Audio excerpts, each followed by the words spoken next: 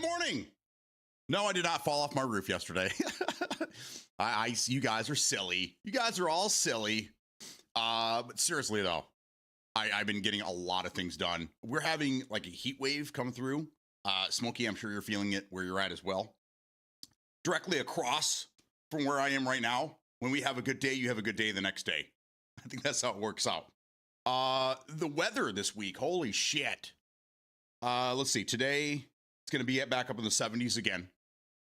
High 70s. Tomorrow we're looking at, well, we're saying maybe we're going to touch 80 today. Just barely touch the threshold of 80. Tomorrow 81, Saturday 80, Sunday 85, Monday 86, Tuesday 88, Wednesday 88. This whole next week is just fucking amazing. Weather-wise, I was starting to get just about to go back into my little shell, my little winter shell. And I poked my head out because damn it, we're going to have good weather for the next week. So that's where I've been for the last 2 days. I apologize. I haven't been here. Honestly, I have nothing to play anymore. So video games are out. I'm going to start doing arts and crafts or something. I'm done with video games. I renounce my video game ship. But I've been getting a lot of stuff done outside. I actually got on the bike the last 2 days. Our daughter started a job. I think I told you guys about this. And the last couple days, she needed to go early. And when she gets off the bus, she immediately changes, and then I'm running her to work. I asked her 2 days ago if she wanted to take the bike. I was like, you want me to just drive you, or you want to jump on the bike? She said, let's go on the bike. So the last 2 days, I've given her a ride to work on the bike, and then I get to take the long way home. So it's been a lot of fun. I've really been enjoying the outside. I have a little color to my face, a little bit more color, little bit more. I did not fall off the roof. No. We have really bad wind that comes off the field behind us, and it fucks our roof up. Every year we have to pay somebody to come out and replace shingles, and yeah, it's a lot of fun. So we've had some shingles, loose shingles, just kind of chilling up there. So I got up there and just cleaned all that shit up and made sure that we're all battened down for the winter. All screens are in place and blah blah blah blah blah. So that was one of the things that I had to do. I hand washed a fucking Jeep I haven't hand washed a car in years, but I'm trying to sell this thing. So I had to, get in there real good and, wax on, wax off. So I did that. Now my arms are all sore, but I got a lot of stuff done. I'm feeling really good about it. And on top of that, because it was kind of cold last week, the lawn didn't grow. So I didn't have to mow the lawn. Yes. Summer's back for a few days. Yes. For a week, I think. I don't know. It doesn't give me like Thursday through the weekend next week, but as of right now, next week's going to be warmer than it is now, which I'm fucking really excited about. So I'm going to try to live my life to the fullest the next week. So I don't know how long I'll be here, but I will be here in the morning. I will. I don't have anything going on. Oh shit. Never mind. Tomorrow, Consumers Energy is supposed to be here at some point to pick up our refrigerator, the one that took a shit a month ago. Yeah. Well, when they have this little program where if you recycle your old appliances through them, they give you credit for your energy bill. So it's a win-win for us. You haul this fucking bitch away that's sitting in the garage, and you give us money for it. Shit, I'm in. Otherwise, I got to drag it out to the road and hope that a scrapper comes by and picks it up because the garbage truck won't take it. So it could sit out there for a couple weeks waiting for, like some guy to come by in his pickup truck and throw it in the back and go scrap it. So I don't know. I'm happy it's going to be going away. Just get out of here. Get out of here, man. I don't need a reminder of how much money we spent this summer. $3,000 just on appliances. Just on appliances this summer that we didn't, we weren't expecting, to go bad. It just happened. So that sucks. And then we spent pretty penny on our little Myrtle Beach vacation, but that was worth it. We haven't been on a real vacation like that since our honeymoon. So yeah, it was a lot of fun. We're paying for it now. We're paying for it now. No tacos today, unfortunately. We had to make ourselves a plan. We're gonna batten down. No, we're not going out to eat for a couple of weeks. And it sucks because that's our weekly tradition. But, adulting, that's what we got to do. That's what we got to do. Me and Penguin loaded up Payday 3 last night. I saw that. If I knew how to play Payday 3 properly, I would have jumped in there with you, but I haven't really done anything with video games. If you guys see me on, you're probably seeing me on Battlefield 2042, and that's because I just, in the morning, I set it to AFK lobbies, and I just go outside and work, and then I just let the game do it, all the rest of the work for me. It's great. So, but I haven't really played anything. I think I have an elusive target today. I don't know. I got to look. I haven't really been paying attention. I think the last elusive target from the season is today or tomorrow. It's probably tomorrow. I don't know. Usually it's Fridays. I don't know. Either way. So I haven't really been paying attention to anything that's going on. It is what it is. But funny story. I did play Payday 3 when it first came out. I invited Pat to come back. This is after he retired. He came back a couple of times to play some games with me. And it's on YouTube if you go look. But there's Pat and I played Payday 3 for a couple of hours, and it was a lot of fun. We had a blast. I actually scanned the QR codes. I don't know if you guys did you guys see this? I scanned the QR code that's in game to see what it leads to. I won't ruin it for you, but it's pretty funny. Scan the QR code. Did any of you guys remember when I did it? Yeah, it's kind of not what you expect, but it's also, once you see it, you're like, oh yeah, it's what I expected. So, but you can actually scan those QR codes in game. It's in IRL. It's pretty funny.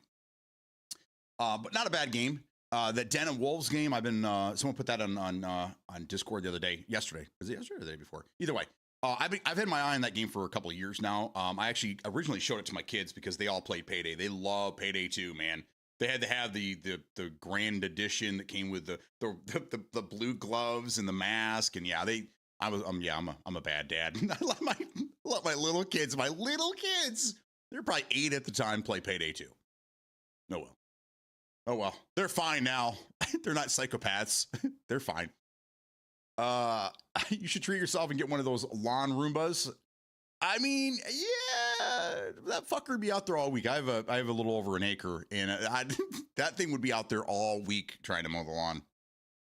Plenty of scrappers these days, at least in my state. Yeah, there's a lot of them. There's a lot. I see them all the time. You know when it's garbage day in this area, or the day before, because you see the big beat up trucks with a mountain of shit strapped down, driving around town with their loud exhaust, and yeah, you're like, yep, okay. I've waved them down before. I'm like, dude, come to my address. Come down here. I got a bunch of shit for you, and I actually helped this guy haul a bunch of stuff out of there. Like, you're doing me a favor getting out of there. I know you make money and everything, but I'm not going to take the time to go do it myself. Here you go. Get it out of here, man. We're going loud and had some great runs, racked up a few million. Nice. Good. I'm glad that you guys are all having a good time while I'm away. Can't always be here. Changed a lot since release. Oh yeah, a lot.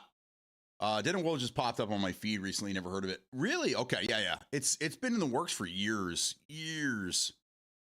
When I first saw it, I immediately thought of the movie Den of Thieves, a great Gerard Butler movie. The second one just came out recently. Not as good as the first one. Still pretty good. Nice twists and turns and stuff. But I immediately thought of that, and I started looking into it. I'm like, oh, this sounds awesome. Because doesn't it have some of the original programmers, some of the original team from Payday 2, I think, that are involved in this game? So, I mean, that's when you got yourself a winner. When the original teams get back together to make, sequels of sorts to games that they made years ago, usually get a pretty good game. So, anyhow, we all know what today is. Today is the 24th anniversary of 9/11. Right around this time, or about an hour ago, I want to say.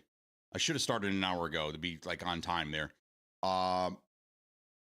Horrific. One of the worst things that ever happened to the U.S. But at the end of the day, it did unite us and bring us back and make us stronger as a country. It really did reunite us. Never forget. We were all in mourning together of what happened. And then what happened yesterday, multiple things happened yesterday, but the big one that everyone's, that everyone's gonna be talking about for a while, another division between people. And I just, it's number one, the situation is horrible. It's horrible. No one should ever, that should never happen to anybody in this country, for speaking their mind. I don't agree with a lot of the things that the guy said. but it's his freedom of speech. So I don't, we don't know. We don't know what happened. We don't know what happened. There's a lot of speculation. There's a lot of people. Number one, don't get your news from Facebook, but there's a lot of, armchair warriors out there that have all these theories, and they're spouting it off as truth and stuff. Just let's wait and see what happens. But I don't know exactly what took place. None of us really do, but it's another division, right? I mean, there's a lot. This is going to split more people down the middle, and it's the opposite of what happened 24 years ago when we were all brought together from this horrible situation. So I don't want to get too much into it. I have my own theories. I have my own thoughts, and as we all do, but I try not to make this political. But today is a very important day in American history, and we need to go through it. And then yesterday, we'll just the Charlie Kirk situation, horrible situation. And then there was another school shooting in Colorado. Three people were killed, I do believe, or injured at least. That's the second school shooting this month, and it's only the 11th. I don't understand what the fuck's going on around here. I don't understand what is happening to us as a country. It's very sad. I don't care if your views are different than mine, and I mean, and I'll fight to the death your right to say them, right? I mean, that's what our whole country is built on, is freedom of speech and being able to say what you want, even if it's wrong, or even if other people don't agree with it, or if it's horrible. You still have that freedom to say what you want to say, and that's what this guy did. Whether you agree with him or not, he still had the right to say what he wants, just like you have the right to bear arms, right? I mean, it's your right, right? So I know he pissed off a lot of people. He had a lot of enemies, and there's a lot of different things, a lot of different information out there. But at the end of the day, let's just wait and get the facts before we start turning on our neighbors, because I'm seeing a lot of it right now. I'm seeing friends and family going at each other's fucking throats right now over this because they don't agree on the same thing. So let's just take a day. Let's remember 24 years ago what happened and how that united us, and then we'll get back to all the nonsense tomorrow. So today, if you guys could just think about where you were. I know there's a couple of you youngins that probably don't even remember where you were. Three of my kids weren't even around at the time. My oldest would have been 3 at the time, and he's going to be 26 in next month. So anyhow, let's all have a quick moment of silence for the 9/11 victims and everything, and I'll get right to you.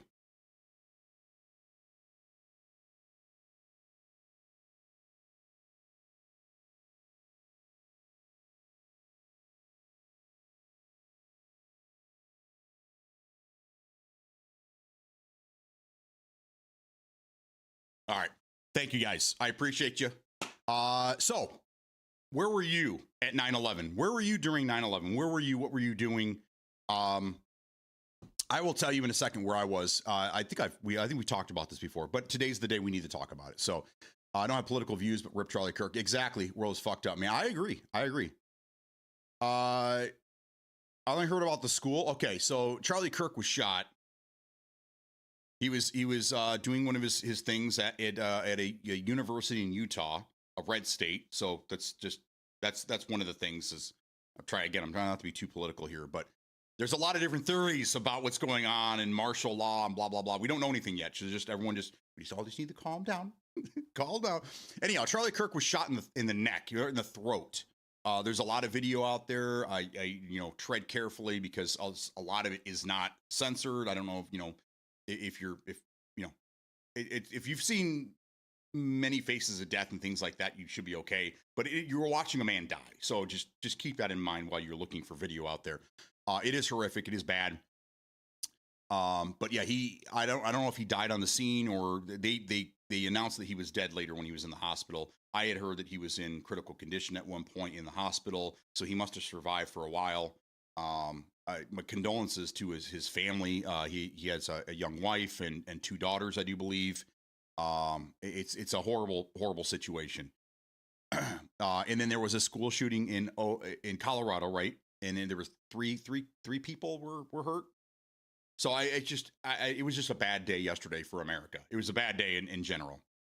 So, hey, Blue Wiser, what's going on, man? I don't think anyone remembers the towers. That's sad. That is sad. And there's a lot of footage. I'm seeing more footage, more like newer footage come out every year I watched a documentary about George W. and what he was doing and how he was prevented from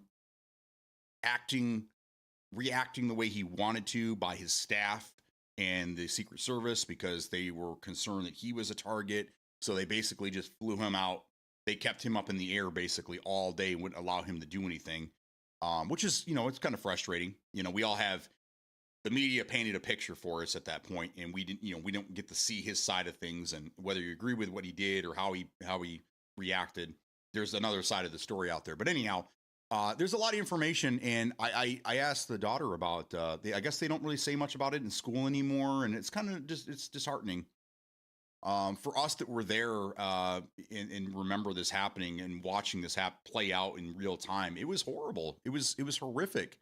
We didn't know what was going on. We didn't know what was next. Was it just New York? Is it going to happen someplace else? The country was on high alert, and it was very scary.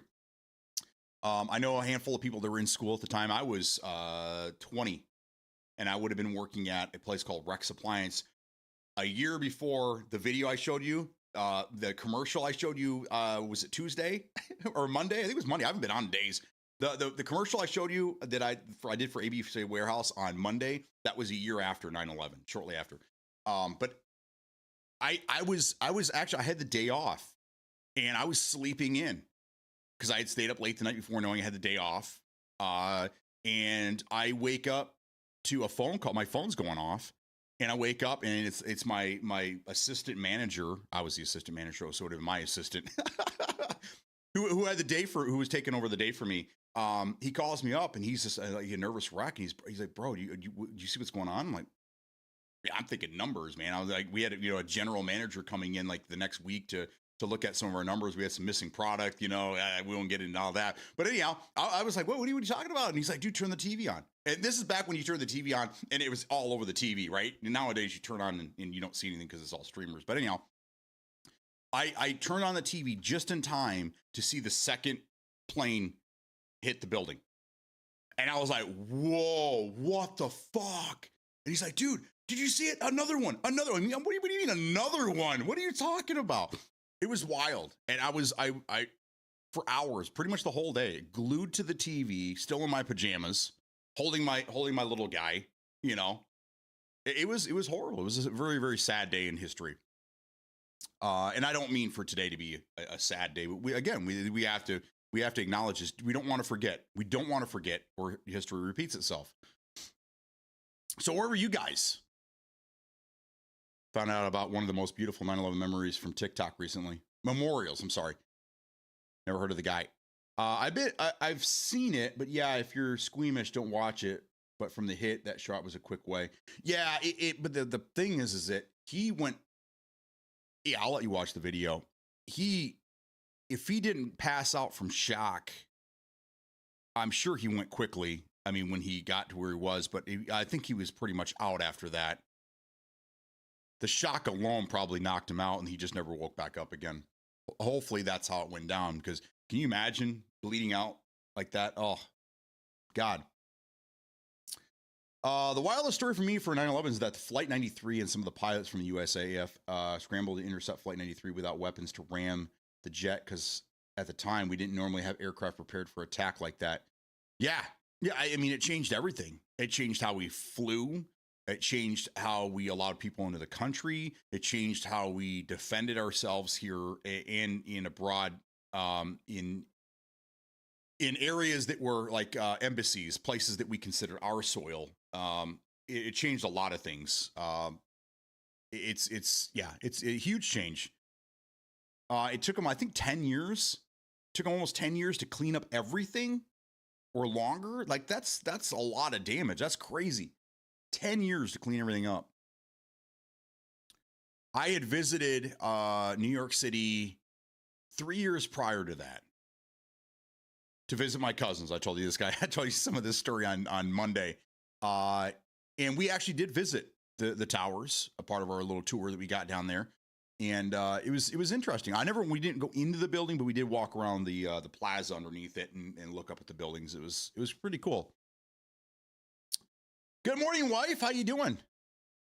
So from that angle of hit, it hit the spine. He was gone. A doctor broke down the video and talked about how his arms curled up as nerve death reaction or something like that. And the man's spine was gone.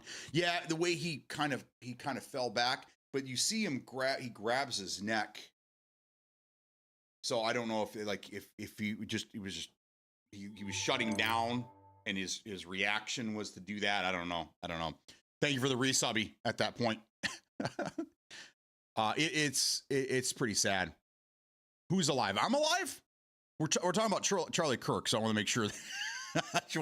That we're talking about the right person. Of course, I'm alive. Charlie Kirk's death is so much more complicated than people are giving the situation. Is completely overshadowing the school shootings. It's turning the landscape into a dangerous direction. We really need to reflect on ourselves more than ever. As 9/11, I don't have a profound memory of it because I was young when it happened. Yeah. I think Free Escape's talking about me because I was missing for a couple of days, which I wasn't really missing. I told you guys I wasn't going to be around, but yes, I am alive. I am alive and well. I've been getting a lot of stuff done outside. Again, we've had really, really beautiful weather up here in Michigan, and it looks like it's not going to end anytime soon. So I'm going to take full advantage of it this week and this weekend to get a lot of things done. I'm not sure how long of a stream I'm going to have today, but I did owe you guys a comeback. So here we are. Don't call it a comeback. And I figured this was I wouldn't say an appropriate day, but we do need to be live for this. Again, I don't know. I want to say one of the few, but I'm one of the people that believes that we need to not celebrate this day, but remember this day. This is a big one. This is one of the biggest things that happened to me in my adult life was 9/11. I was 20 years old. I mean, I was brand new to the world, but I had been raising a kid for a couple of years and really holding things down. And it was the first indicator that things weren't all hunky dory in the world, you know, like we weren't even safe on our own soil. And it was very scary for a lot of people. We talked about it for a long time, many years, and then, like you said, as time went on, we think about it less and less and less and less. And instead of a we're never going to forget, it was a who has forgotten, and it just seemed like the numbers got higher and higher and higher. And so I feel like it's my duty to keep that, to do what I can to keep people remembering it and talking about it. So. And again, it's weird that 24 years ago today, that this event brought us all together. And then yesterday, things that happened are dividing us even more. So it's very sad to see what's happened in the last 24 years as we went from this group of a country together, united because of something that happened here from an outside source. And now we're divided because of things that are happening inside of the country. It's very sad. Very, very sad. And again, I don't condone what happened.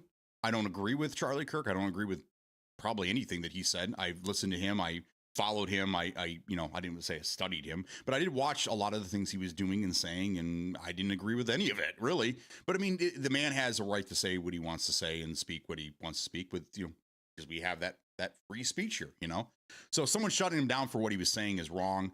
But again, he made a lot of enemies, and there's a lot of rumors of countries that didn't want him around. So again, we got to find out what happened. We need to see, once we catch whoever's involved, we need to get to the bottom of it, figure it out. But for now, let's just mourn the loss and not try to kill each other over it. Please, guys, doesn't do us any good. I see a hype train started a minute ago. All right, hype train. 9/11 for me, I was sick from school eating Fruit Loops on the couch, watching cartoons. Sorry, I wasn't listening. Yeah, so the timing's bad. Yeah. Senior in high school here, always remember. Yes. Exactly. I threw the 9/11 memorial video in general for you. Thank you. Reckless with a 5 gifted. Let's go. Thank you, Reckless. I appreciate you, man. Much love, brother. Reckless, you are a year older than my son, so you would have been 4. You wouldn't even been in kindergarten yet. Preschool, maybe. So you probably don't remember a lot of it. You might remember your parents upset about it, but that's 4. You don't really remember much from when you're 4. I think some of my earliest memories are from when I was 5 or 6. 4, there's nothing there. Nothing in the database. Can't tell you. Sorry. Level 2. Let's go. Hello again, wife. How we doing? Choo choo. That's right. So thank you guys for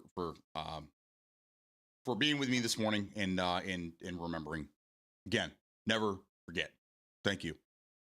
All right, so moving on. What has everyone been doing the last couple of days? How has everyone been? Smokey's been playing some Paydays. I did want to ask you guys a question. Harmsway, good morning. It was a case of learn of the impact 9/11 secondhand. Yeah. Working toothache. Good morning, Louie. What's going on, brother? Good morning, good morning, good morning. We were just talking about that. We had a moment of silence for 9/11. We talked about where we were during 9/11.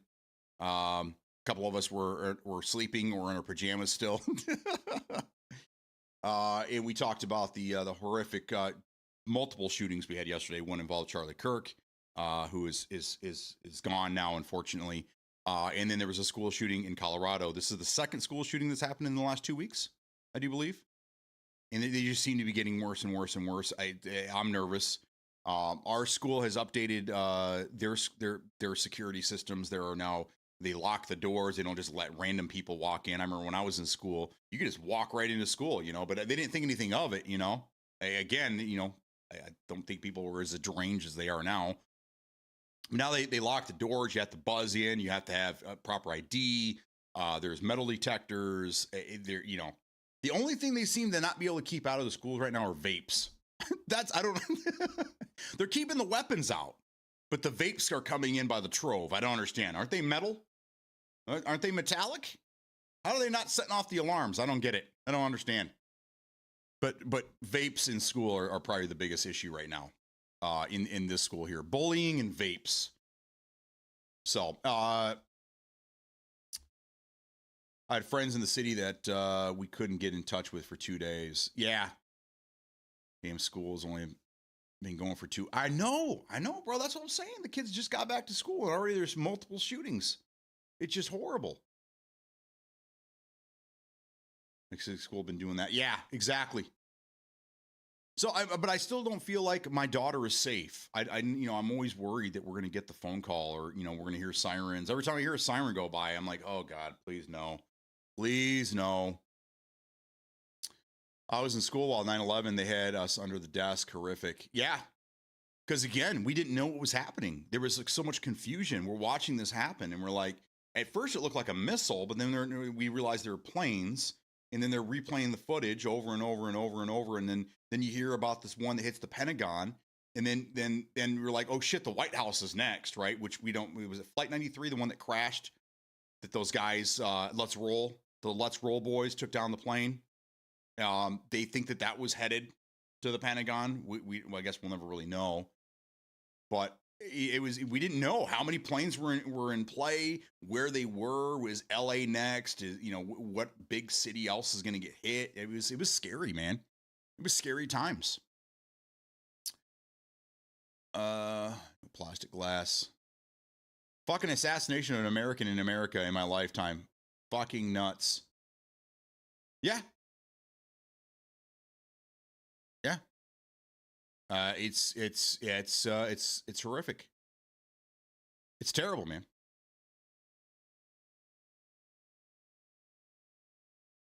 But the school shooting didn't get a whole lot of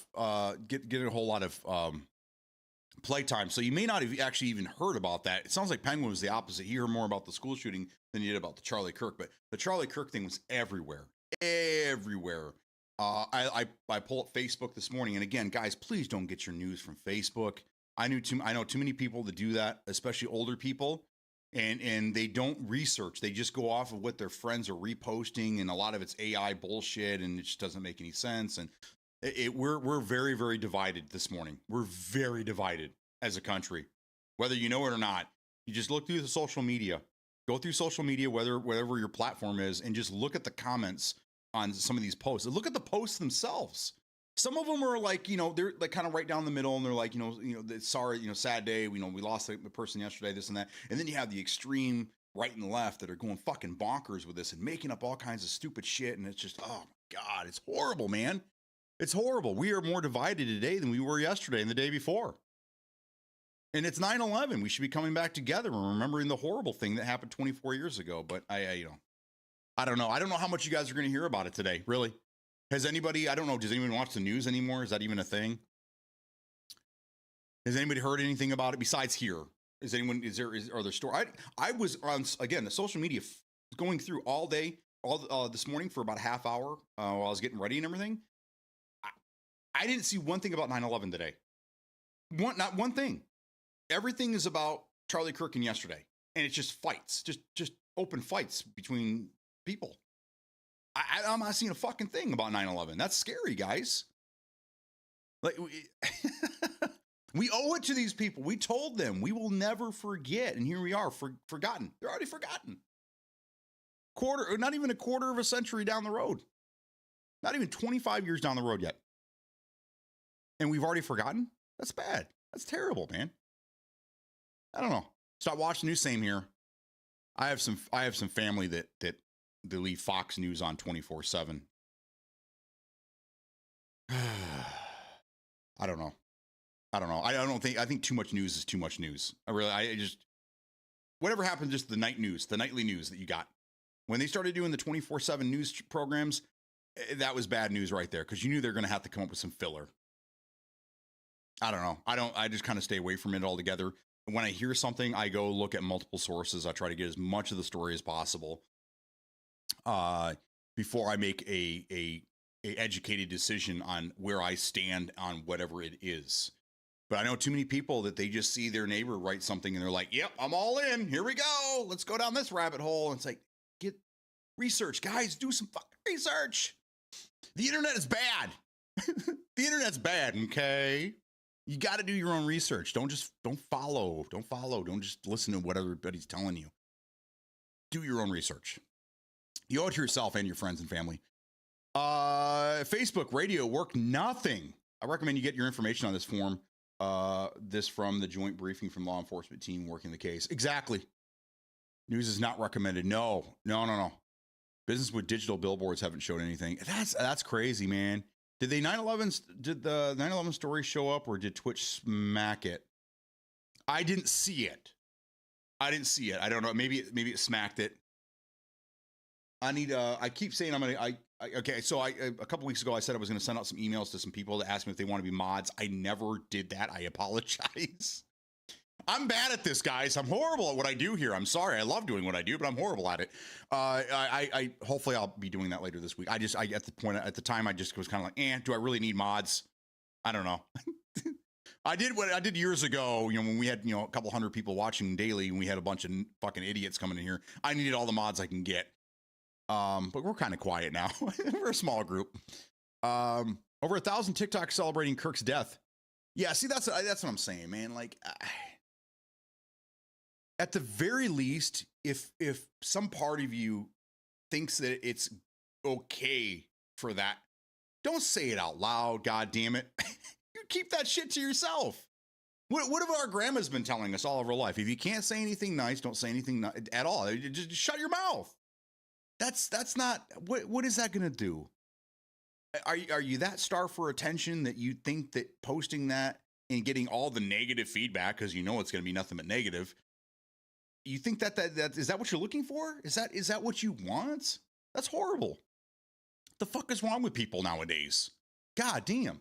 You silently celebrate. Oh, yay, that fucking asshole, he's gone, but not that I'm saying that. I don't. Because again, I believe in freedom of speech. I didn't agree with anything that the guy said, except that his name was Charlie Kirk. That's the only thing we agreed on, pretty much. But I've seen him everywhere. I've seen him interviewed by a bunch of people. I've seen him a lot of these videos where he debates people, and just like Ben Shapiro. That's another guy that now I'm kind of worried that he's going to be the next one, because he's another outspoken guy that doesn't align with a lot of people's thought process, I guess. But either one of the guys, whatever. They can say what they want to say, because that's the country we live in. They shouldn't be killed for it. But again, we don't know why he was killed. We only assume because of the type of person he was. We only assume, but it could be anybody. We don't know. And again, I'm not gonna be the news for you. So I want you guys to go out and do that. And I have no opinion on either way. All I'm saying is it's fucking horrific. It's not good and it's bad because now it sets the stage that, you know, the Luigi guy that shot the CEO, that kind of backfired on America because all of a sudden it was this hot heartthrob, you know, was doing the Lord's work and getting, you know, eating the rich, and like that was not good, right? Because then you let all the other goofballs out there think that it's okay, and now it's open season on CEOs. Not good, right? So then this happens, and immediately everyone's got their own theory of what's going on, and it's not good. We're going to see more goofballs do dumber things going forward, and it's kind of scary, guys. Kind of scary. I mean, let the guy talk. If the schools want him to be there and the kids show up, I mean, you see how many people were there? Obviously, there's enough people there that were interested, whether they agree with him or not. They were interested in what he had to say. I wish I could draw a crowd like that, right? And I don't talk crazy or say things that upset people most of the time. But maybe that's what I need to do. I need to start saying things that upset people to get more views. I don't know. I'm just making shit up. But yeah, I don't agree with it. I don't agree with it, guys. I don't think it's right. People shouldn't die for what they say. There's a lot of hate mongers out there, and they say horrible things, and I don't wish death upon them. I wish that they get well. You know, I wish that we had, you know, better mental health in this country to help people like, you know, like that. Not saying Charlie Kirk had mental issues. I'm just saying that there's a lot of weirdos out there that need help before shit like this happens. That's all. That's all I'm saying. I did see a funny clip, though. I don't know if it came from the same show or if it came from a different one, because it looks like that was his thing. He goes and he gets in a little pop-up tent and he has security standing around him and he kind of just does his thing. But somebody drove 4 hours. You guys might have seen this clip. He was an English major. He's been going to school for 4 years. He drove 4 hours to debate him. And the first thing Charlie Kirk asked him, he stopped him. He goes, okay, you're an English major, right? What's your favorite Charles Dickens book? The guy couldn't name one for an English major, right? Charles Dickens, right? I mean, we read this shit in high school. Some of us probably middle school. Then he says, okay, I'm going to ask you one more. I'm going to give you one more chance. What's your favorite Jane Foster book? And the guy goes, Harry Potter. One of the funniest things I've seen in a long time. And I understand. He didn't really have to say anything. The guy walked into it by being there in the first place, right? I mean, like Charlie Kirk, he's a smart guy. He does his research. He knows this, he has his statistics down, right? He knows what he's going to say. He's a very smart guy, okay? So when you go up there, you better be in the same category as him. Otherwise, he's going to make you look stupid.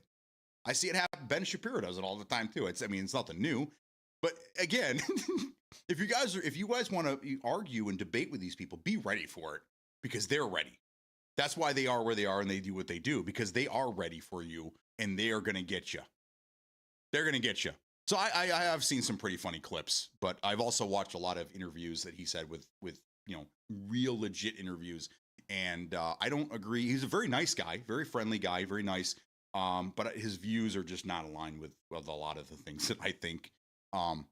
But it's horrible. And again, I don't ever condone this type of violence.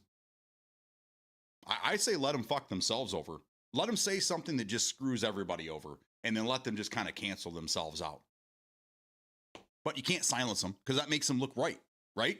That's what I'm seeing a lot of right now. Is that, well, somebody was trying to silence the truth. Maybe. But again, you're making him a martyr. And then now everything that he was saying, people are going to go back and evaluate what was the truth. What was he saying was the truth? You know, it's just, I don't know. We got a long road ahead of us, guys. That's all I know. Classic rage bait that is exactly what they want to be seen. Talked about attention and to be on the wrong side. It's all about views and engagement for their own benefit is crazy. A death is not celebrated for someone's beliefs. What happened to our freedom of speech? That's what I'm saying, Louis. And for people that weren't born here and don't have birthright citizenship and things like that, for people that came here for a new beginning, and they went through the process, and they are now citizens.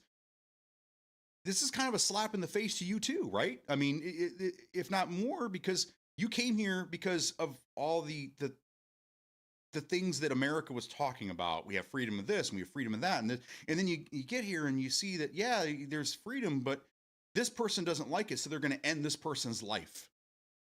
Like, we're not all in together, right? It kind of feels like we're in little groups, little pockets of people. We're not united like we used to be, and it's kind of sad, because then it makes you wonder, like, is everybody like this now?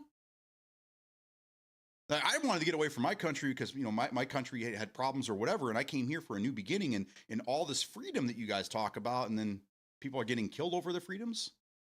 Sad. It shouldn't be like that, guys. It shouldn't be at all. Humanity constantly says, if we don't learn from history, we're bound to repeat it. Everybody's heard that said, and we still repeat it. Exactly. Everyone's quick with the phrase, right? But then we forget. 9/11 is a big one. Again, we're talking about it right here, right now. But did anybody else, before they came here to listen to me rant and rave today, did anybody else hear anything about 9/11 this morning? I did not. Not one thing. Not one thing about 9/11 this morning. And I was on social media going through different things. Facebook's number one that I go through, because that's where you're going to get the grittiest and the darkest corner of the internet. It used to be the dark web, is where now you just go to Facebook and you're going to see, because it's super unfiltered, and a lot of older people use it. And again, with AI and these troll farms out there, it's very easy to manipulate people via Facebook. So that's where I go first to see what people are reading, what's out there right now, And then I go to my other sources, and I start looking at things. Not one story or not one never forget. And that's why I named my program this morning was Never Forget, because apparently we've fucking forgotten. There's more stories about Charlie Kirk this morning and the Colorado shooting than anything else. That's what's in our news cycle right now. I'm sure as the day goes on, you're going to start seeing things. They'll start popping up one by one, but it's not what it was 5 years ago. It's not what it was 10 years ago, and definitely not what it was 20 years ago. So I for one will never forget. I promise you guys, I will never fucking forget. I think I did this last year as well. I think every 9/11 when I'm streaming, I've gone through this. I did a little spiel. We did our moment of silence, and then we moved on with the day, but we still recognize it. And I'm sorry. If you came here and I'm the first one that's talking, I apologize to you, because America's doing a shitty job. You shouldn't just hear it from me. I should be another guy that's doing this. I shouldn't be the one that you're like, oh yeah, it's 9/11 today. Good thing he's talking about it. I don't know. It's a sad world we live in, guys, but it's up to us to make it better. And we can. We just need it. We just want it. We just need it to happen. We just need to start being kinder to each other. And when someone's saying something we don't like, we don't want to go out and fucking fight him. Just say, you know what? I don't agree with what you say. I don't agree. I think that you're wrong. And let's debate it. Let's talk it out. Whatever happened to talking, guys? It's all violence nowadays. I don't agree with you. I'm going to kick your ass. I don't like what you're saying. I'm going to beat you in front of all these people. And while that person's getting beat, everyone's getting their phones out, to record it, because they want the clicks, and it's just a sad world we live in right now. I want better, guys. I want better for all of us. There was a Ukrainian refugee that was stabbed to death on a bus or subway the other day. Also, I did see that, and the way that I saw it was that this is kind of is it called an oxymoron? Is this what we call a situation like this, where it was certain people saying that it wasn't in the news, so it blew up huge because people were saying it wasn't in the news, but then it was in the news. So I don't know what to believe. I can't get in front of it. I can't go. I would need to go back in time to before people started ranting and raving on social media about it not being an item or a thing of interest, and see if it was in the news at that point. Because the way I found out was that everyone was saying this happened and the news isn't paying attention to it because no one gives a fuck about a Ukrainian woman and blah, blah, blah. And I'm like, so I had to start looking into it, and it looks like it was in the news a little bit. I don't know. But again, this is another thing to divide us. Now we have everyone has their own opinion on what happened there, and then it's being compared to George Floyd, and it's like, wait, let's stop, stop, let's stop doing this. Can we just focus on what happened and how horrific it was, and condolences, and stop pointing the fingers and trying to make connections here and there? I mean, I could see a million people in their living room with a cork board and pictures and red lines going everywhere. This connects to this and this connects to that, and it's like, dude, just calm down. You're not a detective, you know? Let the cops do their job and figure out what's going on. Meanwhile, we can go, oh my God, that's horrible. What can we do to prevent this in the future? What can we do? I don't know. Post on my Instagram before getting here. Never forget. Louis, thank you so much, man. I'll drink to that. We don't even wave the American flag at protests. We have prides, groups, in other countries. If we do see U.S. flag, it's usually burning in our streets. I live in a swing state. Okay, and we're not red or blue. We swing depending on we're swingers up here. Depending on what's going on. I think the last election we ended up being red. But before that we've been blue for a lot. But there are pockets, in the bigger cities. Obviously, we have. If you look at the map here in Michigan, in the bigger cities, Democrats and then the Republicans are kind of spread across the larger area, I guess. We kind of live just outside of the Democratic area, in close to a more Republican county, and we see nothing but flags over here. We see it every day, but we're different. We're obviously different part of the country, different areas and things like that. We see a lot of Trump flags. We see a lot of American flags. And we even, from time to time, we see rebel flags or the Confederate flags, whatever you want to call them. So we see a lot of flags around here. We also, if you go, 5 minutes into Genesee County, into Flint, you're going to start seeing pride flags. You will see... You'll see flags that are being flown for different other countries. For right around, like, there's certain Arabic areas, and you'll see some flags being flown for some of those countries that these people are originally from. Do I think that's wrong? Again, your freedom of speech, and maybe they're just prideful that they came from another country and they live here now. I don't think it's we're going to fly our flag in your face and make you. And anger you because we don't belong here and blah blah blah. I really think it's just hey, I'm originally from this country. I'm prideful that I'm from there, but I love to be an American. So I don't know. But we see flags everywhere around here. If anything, there's a flag everywhere. I used to fly an American flag in my front yard here, but the winds are so bad it knocked down 2 flagpoles. And I had these fuckers cemented about 7 feet down. And the poles, they just couldn't handle it. So I quit. I have a smaller one on my porch now but even then the winds are just so crazy that just rips shit down. But I'm proud to be an American. I am. I think that a lot of things in this country, they do. We had this conversation with Subnuke at one point. He's a veteran, a Navy veteran. And again, thank you for all your service. Anyone that's here that was in the service.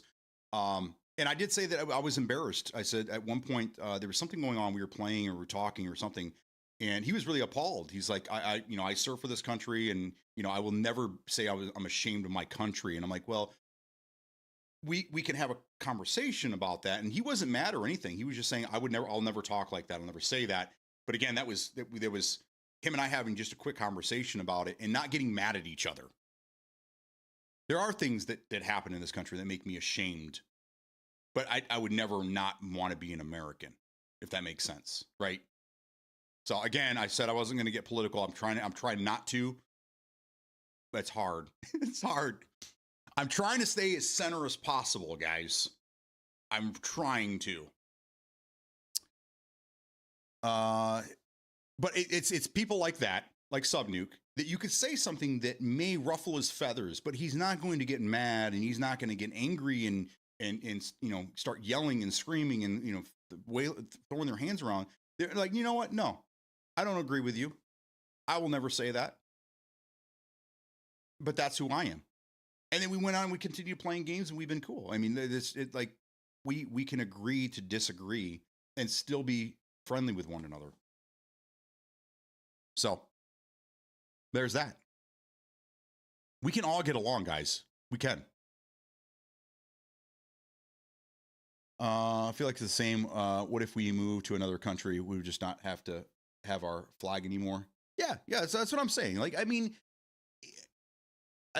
people are going to take things differently without asking, right? I don't know. This guy that's flying this Middle Eastern flag. I'm not going to say what flag it was.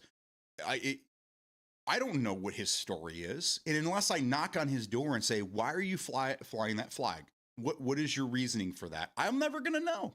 I can assume and I can make up whatever I want to. And if I'm really angry that day and I'm pissed at what's going on in the world, I can look at that and go, it's easy to do. But unless you get that person's point of view, you're never going to know. And again, we are a country of freedom of speech. That includes flying a flag that you may not agree with. It is what it is. It's sad we're seeing more and more Nazi flags again, which I thought we were past that, but I guess we're not. So whatever. I don't agree with it. I think it's stupid. I think most of us here agree that shouldn't happen. But again, it's their freedom of speech, right? We can't have it one way and not another, right? It's either it's all encompassing for everybody or it's not. I don't agree with a lot of different things that certain people say or do, but it's their reason to say. I just, either stay away from it or I just, don't listen to it. But a lot of the time, I'm more intrigued. You ask my wife, she'll tell you. I'm more intrigued by what other people are thinking. What is their thought process? How did they get to this point where they believe so differently than what I believe? What was their background? What were they like? What information were they fed? It's interesting to me. How did this person get to those beliefs? How do they get there? And how do they believe it so strongly when I believe the opposite so strongly, right? But that's just me being inquisitive. I don't wish death upon this person because they think differently of me. Or they think wrongly, I just, and again, that wrongly is just my viewpoint on that.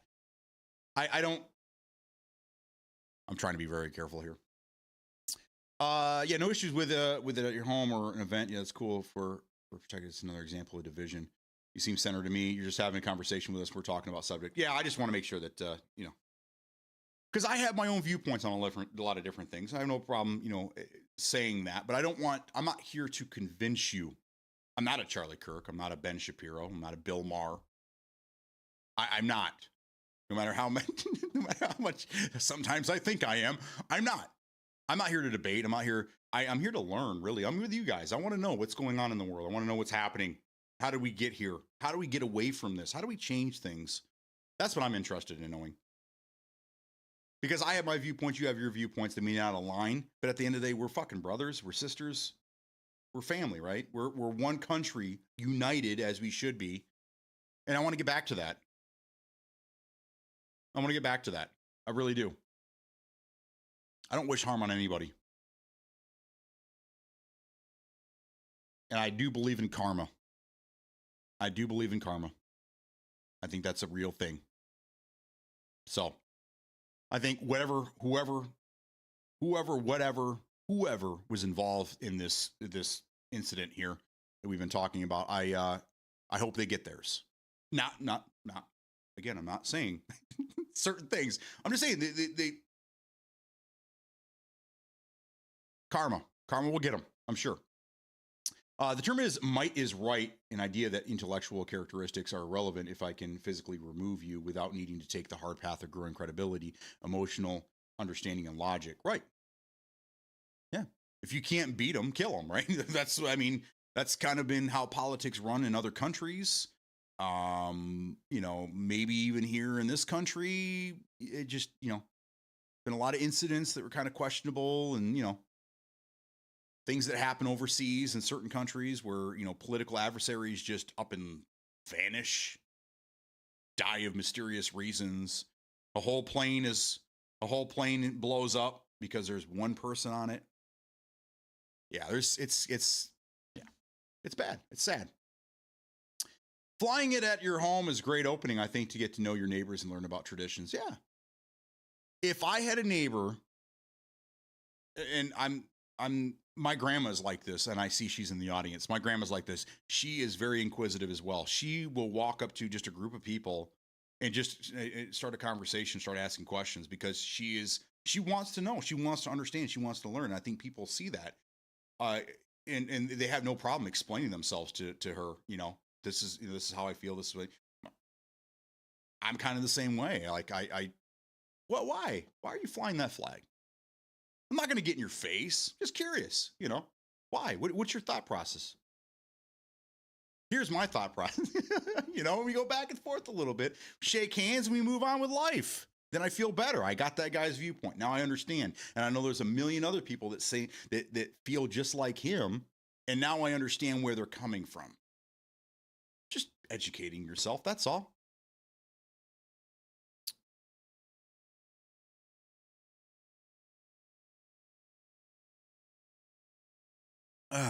But yes, I'm seeing more now as the days go on. I'm seeing more information about the Ukrainian girl. I actually saw a full, not the NBC, CBS, Fox News edited version of the video. I saw the full video, and it's sad. It's really sad. Just if you see what happened, she's so confused and she's not sure what's happening, and she's bleeding out. And I don't think she even realizes. And then she just kind of rolls over and falls to the floor, and that's it. Like that, how scary would that have been for her? She's just on the train, just going home or whatever, minding her own damn business, and all of a sudden she gets hit in the neck, and she's just like, "What is happening? What's going on here?" And then she just kind of fades away. That's scary, man. I felt so bad for her watching that. I'm like, just because then you get up and just walk away, like you just stabbed her and walked away. That's just God. A lot of horrible things have been happening here lately, guys, and because of how fast information moves with social media and things, we know about things now. We don't need a 5 o'clock news to know what happened. It was happening in real time, and we were still getting. I mean, I was seeing things happening while it was still going down. Like people were live streaming this, not knowing it was going to happen, obviously, and then just shit went off the rails. We were getting stuff in real time. This right here. You don't need the news teams out at places anymore, because everyone has a recording device. So you get news in real fucking time. So I mean, as things were developing, we're hearing more and more. For Charlie Kirk yesterday, at one point I heard that they had a suspect in custody, and then like an hour later they said the guy left. That he somehow escaped. They have him on video that he left. So there's a manhunt looking for this guy. It was crazy. Absolutely crazy. I'm glad you're talking about these things, but I'm sad to see you hesitant to speak. I understand it, but it speaks to the climate we're all subjected to. I want to be, if I would ever do something like this, like for reals, right? I don't want to seem like I'm too far left. I don't want to seem like I'm too far right. I just want to be in the middle. And I'll tell you, but the problem is that this is how we are nowadays. If I tell you what I believe and I give you like my thought process on certain things, you're immediately going to think I'm either one or the other, because there's no in between anymore. That's how bad the division is. If you agree with another Democrat on one thing, you're a liberal, and that's a dirty word right now. If you agree with anything that a conservative says, all of a sudden you're a fucking MAGA, right? Which isn't the case. There are different parties. There's left and right, and then there's a lot of different subcategories, subgenres, just like video games, right? We have extraction shooter, and then we have a million different little extraction shooter type. It's the same way when it comes to politics. We have a lot of different groups within each side. And I fit in there somewhere. I'm not 100% sure where, because it seems like the parameters are always changing, right? It used to be you're either a Democrat or a Republican, but now there's so many fucking little affiliations within each of them. You don't really know where it goes. And if I say one thing that somebody else agrees to, and they're a well-known liberal, then all of a sudden that's what I get put in that category. And that's not what I want, because I agree with some things that conservatives and some things that Republicans say. I agree with some things that Democrats say, but I also have my own fucking belief where, can we just get along? Can't we? Can we just all agree that the economy's in the shitter and that things need to fucking change and that kids should be able to afford rent and that, these are all the things we should be focused on.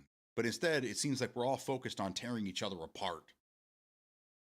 You believe in this, I don't believe in that. I'm gonna kick your ass. It's just fighting amongst ourselves while the real people, the real owners of this country and the world are laughing. All the way to the bank that they own, by the way.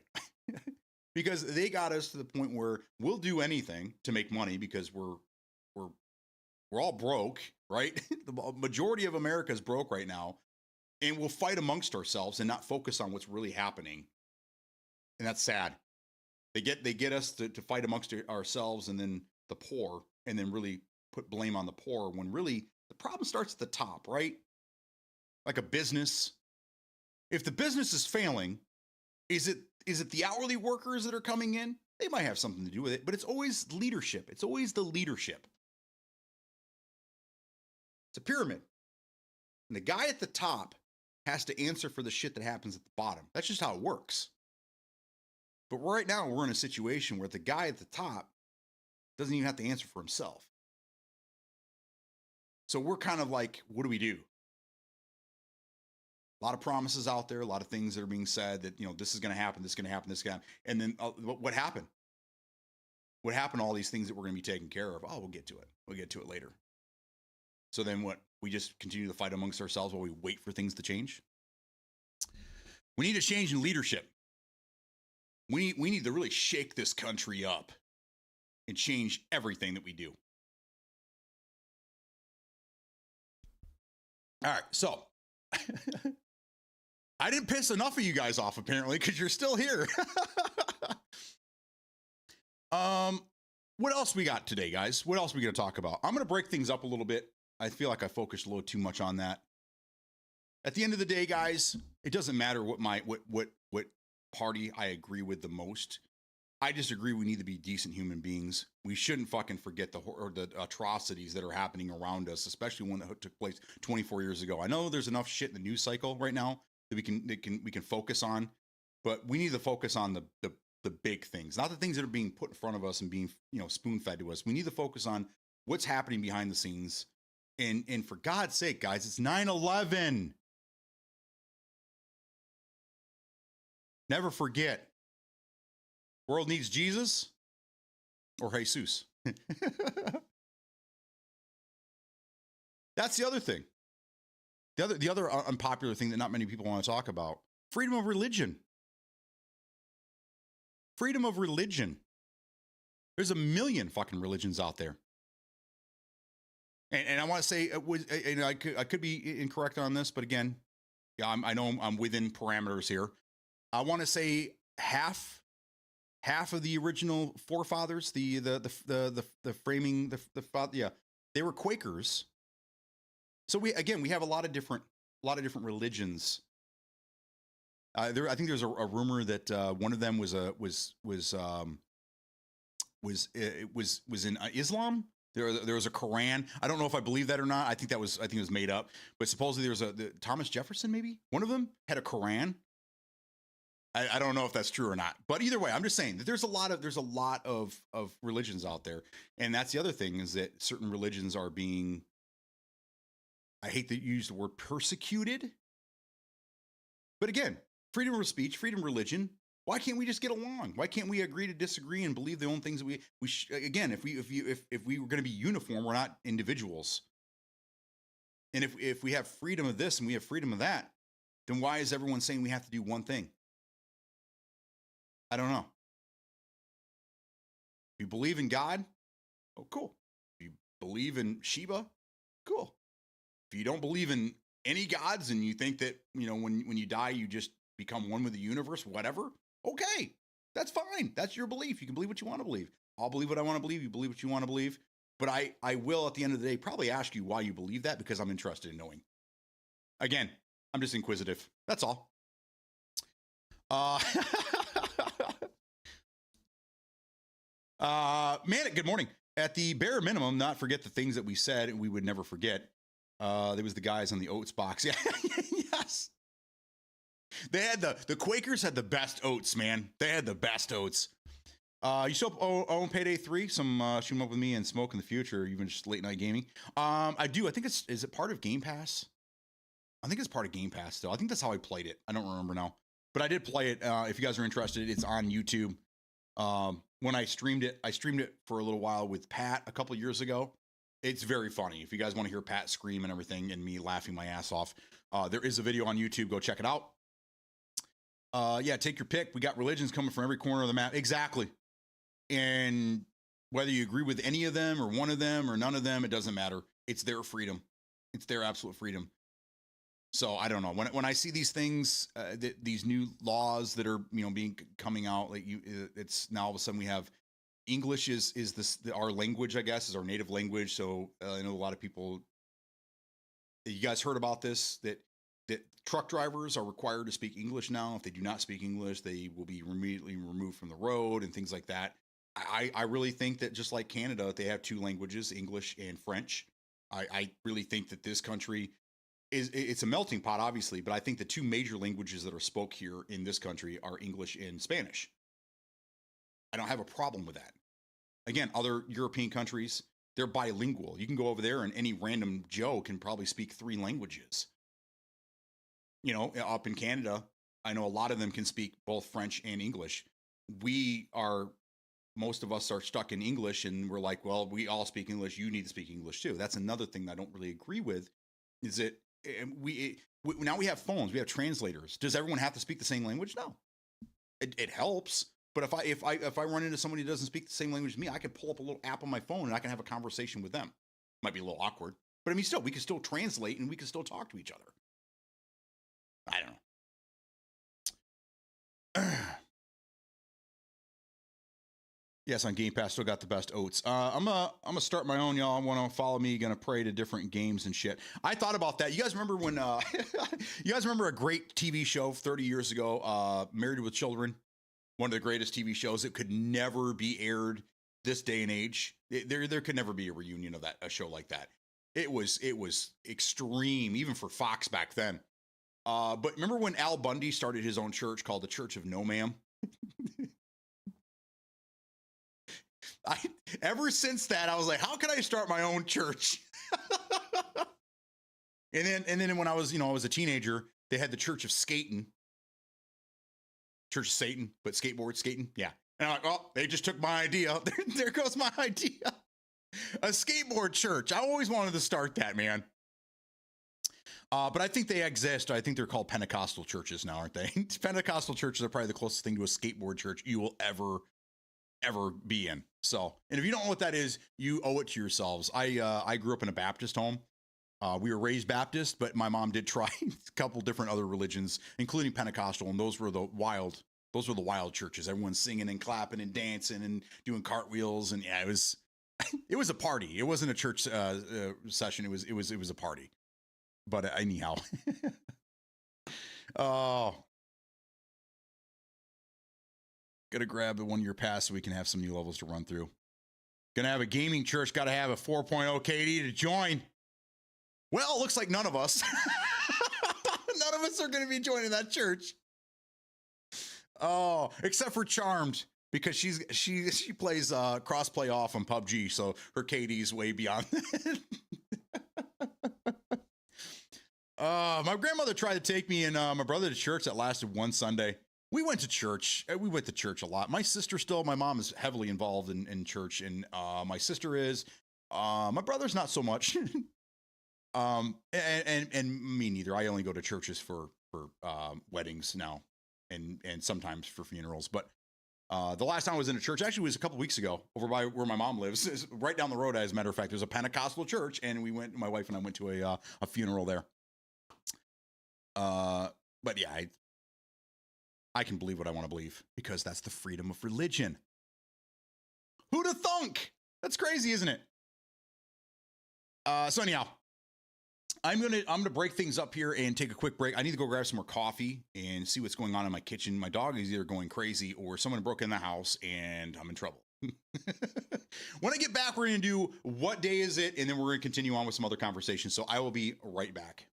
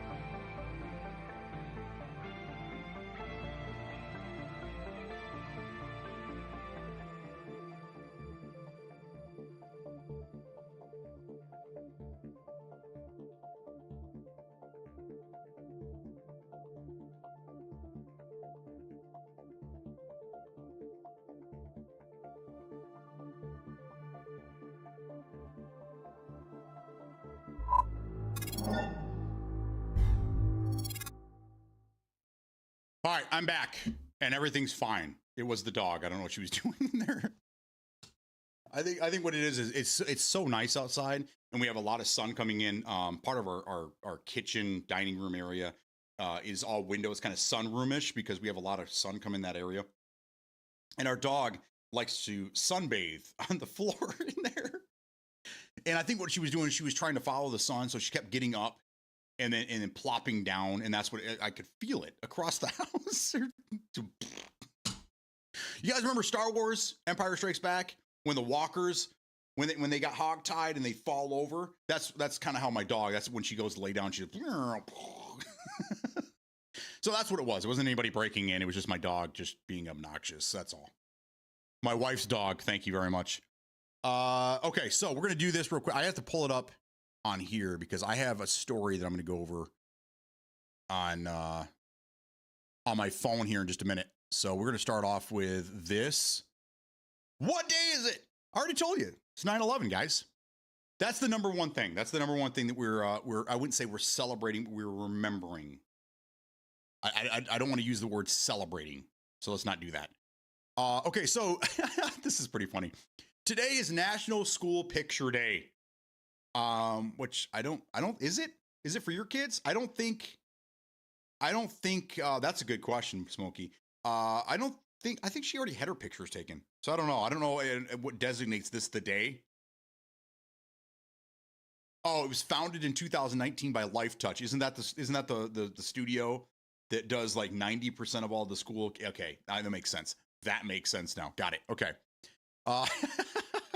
So your kids may or may not be getting their school picture taken today. Hopefully you gave them a nice fade and some new drip.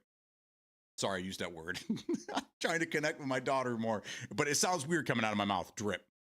Yeah. Okay. Anyhow, it'd sound better if it came out of Manic's mouth, right? Am I wrong? Yes. Today is also National Hot Cross Bun Day. I always thought that it was just a song. I didn't know hot cross buns were a thing. Maybe I can get the wife here. Let me write this down. Wife, are you still here? Hello? Okay. We need some hot cross buns. Can you grab those on the way home? Excellent. National Make Your Bed Day. Fuck. No, I made mine. I make my bed every day. I wasn't in the military, but again, a lot of military stuff kind of transferred over from other family members and things I had heard. But very well-known saying is your day doesn't start until you make your bed. And I think that's more of a military saying than anything else. I don't make it that nice, but it's still made. I'm not tucking in corners and doing all that shit. But it still looks like we have throw pillows. We have my wife has pillows that so those are nice and I got to get that little crease in the top. Very, very last thing of the day. It's Patriot Day and National Day of Service and Remembrance, 9/11. That is the last thing. Sadly, that is the last thing on the list, guys. At least it's still being talked about. At least it's still out there. But I'm sad to see it at the bottom of the fucking list. That should be top. Everywhere I look. All right, luckily, you know what? Oh, if you go to like Google and you search, it looks like on my screen, it looked like the towers. Okay, it is. When I hovered over it earlier, it said Colorado shooting, but now it says Patriot Day. Okay, good. At least Google's getting it right. Thank God. Religion is fun to think about. I don't believe in anything other than the current reality we know. Sometimes I bat around ideas, wondering if humanity's obsession with tools and developing them further was a survival thing or a deliberate decision of some god or whatever. Yeah, exactly. That's kind of where my head is as well. We know a lot more than we knew 1,000 years ago, 2,000 years. I could talk religion and the origins of religion all day long, guys, because that's one thing. Since I became the age of reason, I have been questioning religion and faith in general, and I've researched and I've read and I've watched documentaries and I've done everything I can to educate myself. But there's still so many questions. But there's a lot of. Again, I could talk about this all day long, so I'm going to try not to do that. There's a lot of theories out there, and there's a lot of origin stories and things like that, but we won't get into that now. But yes, it is very interesting to sit back and really take a really good look at religion in general. Origins, why, who, if, why, when, where, all that shit. Well, beyond the list, it was Smokes. The kid dressed herself, so might now be the best school. That's all right. Because, at the end of the day, whether their school photo looks good or bad, if they dress themselves, they can only blame themselves. And a lot of the time, if your kid's like my kid, especially a girl, even if they won't admit that the picture looks like crap because they want you to believe that they did what they needed to do. If you would have dressed them, the picture's going to look like shit regardless because you dressed them. But if they dress themselves and they do their own thing, they can't argue with the picture. And a lot of the times, even if the picture looks like crap, they'll still tell you it's the best picture they ever took because they did it. They did it. Stubborn children, man. Especially them girls. They're very stubborn. Love some hot buns. Oh, they're crossed though. They're hot crossed buns. I've never had them before, so I'm gonna see if maybe I can get the wife to bring some home. We'll try those later. The buns that she brings home, not her. Yeah. Anyhow, okay, there we go. Boom. Perfect timing. Ricky James with his hot buns. Today's hot cross buns day. You missed a very good conversation this morning, my friend. Make sure you go back through and watch the VOD, the first hour of the show here. Kind of an eye opener and everything. But today we're talking about 9/11 and the Charlie Kirk situation from yesterday. I don't want to go back through it again, so you'll have to maybe if you want to hit the rewind button. But it was a good conversation, and thanks for everyone sticking around and listening to my rant and raves and all that shit. But still waiting for that chocolate pecan pie, man. It's been on that list for a while now. I think she just doesn't care anymore. I don't think she really truly loves me because I never got that pecan pie. Oh well. And she's not here to defend herself, so what I say is truth, guys. It's all truth because the other person's not here to debate it. I'll check it out. Thank you, buddy. Okay, so this is what I want to talk about here. I go through my social media, my news every morning before I start my day. Usually while the wife's in the shower, I'm going through all my stuff. Okay, so officially 14 hours ago, I guess EA finally unveiled the Battlefield 6 Battle Royale mode. Okay, this is interesting stuff.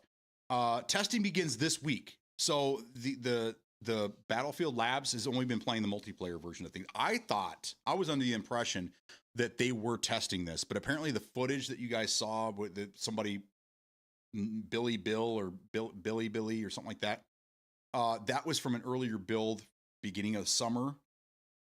Probably, and I know again, this is a thing where is it real or is it not? I do believe that companies will leak certain information to create hype, because we've been dealing with leakers for years. But I really do think there are times where companies do it themselves to create hype and oh my God, who did that? But while you're here, let me tell you a little bit more. You know what I'm saying? I think that's an actual thing. So whether that footage was leaked purposely or it was from something else, it sounds like it actually hasn't been tested in a while. They must have been making all the changes and shit. But the shrinking ring, the blue or the storm or whatever you want to call the gas, that is an insta kill. You can't hang out in it.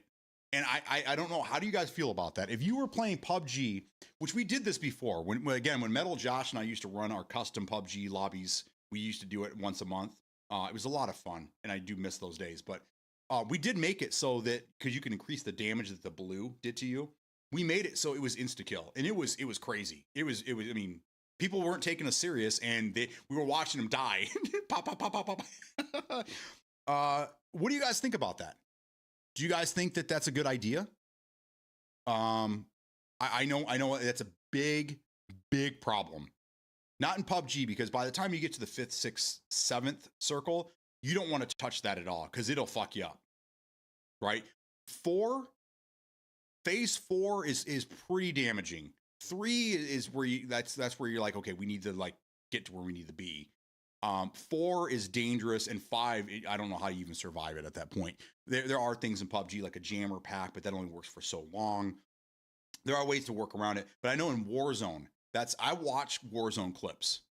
Believe it or not, I do watch these pros, and I want to see exactly how they play and what makes them a professional. Blah blah blah. Just the inquisitive part of me. These motherfuckers hang out in that final gas forever, and they just keep switching masks. And I see that being a problem because I see a lot of these guys win, where the people that are in the circle, they're doing what they're supposed to do, really, are the ones that are losing because the guy is flanking through the gas and somehow gets in behind him or kind of screws with him. I think it's a great idea. If you're in the gas, blue, storm, whatever, you're not supposed to be there. And especially end game, if your butt touches that, get them out of here. I think it's a great idea. I don't know if it needs to be that dramatic, but I do know that in some games, and it sounds like they're competing with Warzone more so than anybody else. I think it's a good idea, but I don't know if it needs to be that dramatic. What do you guys, what's your take on that? And you see the GTA 6 map leak? I did not. Sounds perfect. I've seen enough games with people healing outside and cheesing it. Yeah, that's what I'm saying. Pub has done it somewhat. COD, Fort. Yeah, PUBG's not as bad though. Again, PUBG's not too bad. I mean, if you're in those final circles, you're hemorrhaging. You're taking some serious damage unless you have a jammer sack. But not many people do. I don't see the jammer pack being used as much as it used to be used. I think people are more worried about the level 3 bag so they can carry more nades to the end circle, things like that. Blue zone grenades, the BZ nades, and all that shit. But when it comes to Warzone, it doesn't seem like, it seems like the initial phase is the same damage as the end game phase, and I think that needs to change. Get them to play a little differently. Stim shots with ammo crate. Yeah, yep, absolutely. I've seen that too. If you don't make it dramatic, people will find a way to exploit it. Yeah, exactly. Like in Rick and Morty, when the guy touches him and he dies in the White House, and he's like, what was that? Death? Like, it's a deterrent. Like, why didn't you knock him out? He's like, how is being knocked out a deterrent? Everybody wants to be knocked out. Nobody wants to die, right? It's the same thing. You got to show them that, like, this is not to be trifled with. Not you can pitter patter and you can find little ways around it. It's like, no, this is death. You touch this, you will die, and that's all there is to it. I like Firestorming in a big map setting is better that way to get people to fight and not rat out. I agree, Louis. I agree. And I think that another thing is with the destruction of buildings. I think that's great. I mean, you could, I'm sure there's going to be RPGs and C4 and shit like that. So if you have people that are hiding in buildings, you can just crumble the fucking building around them. So you for the people that are camping out all game, you can finally do something instead. And PUBG, you had to use like a C4 because that had such a radius that you couldn't, you either had to get out of the radius or you're fucking dead. There's nothing to stop it. So that was nice when they brought that along. It'll get people out of a house in a hurry. If you're in a house and you're holding it down, you hear a beep, beep, beep, you're getting the fuck out of there because you're dead. And then as soon as you come out, they got every angle held, and you're usually dead either way. So I think it's a good idea. People find a way. Yes, they do. Just gotta stay in the bathroom. Everything will be okay. Don't look out there. It's pure death. I think that's a great idea. And I got an email this morning from EA playtest, and it said, I was like, yes, I'm gonna get into the fucking playtest for the fucking battle royale. Let's go. And I click on it, and it says, well, you need to update your information to be considered. I'm like, oh, well, at least they're considering me. So I'm hoping that I get in. I would love to play this. I've been itching for something new. So we'll see what happens. But again, this starts tomorrow, it sounds like. So currently the information that's known, the Battle Royale map has been tailor-made for 100 player round split into 25 4-player squads and feature a diverse array of tactical points of interest, each with distinct layouts, blah, blah, blah. Okay, so is there going to be solos and duos? I mean, I would think so.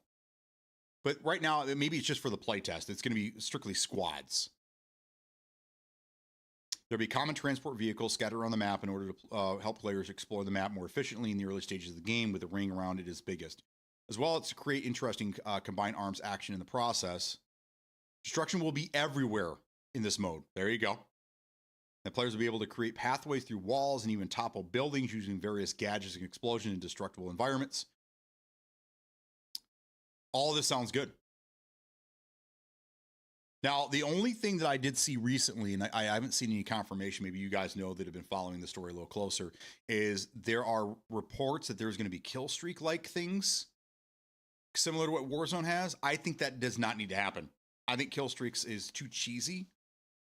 And you can absolutely sway a game based on who has what kill streak and not gunplay. I think a BR especially should be decided by who has the better gunplay, who has the better aim, than who has the most grenades or who has the most kill streaks.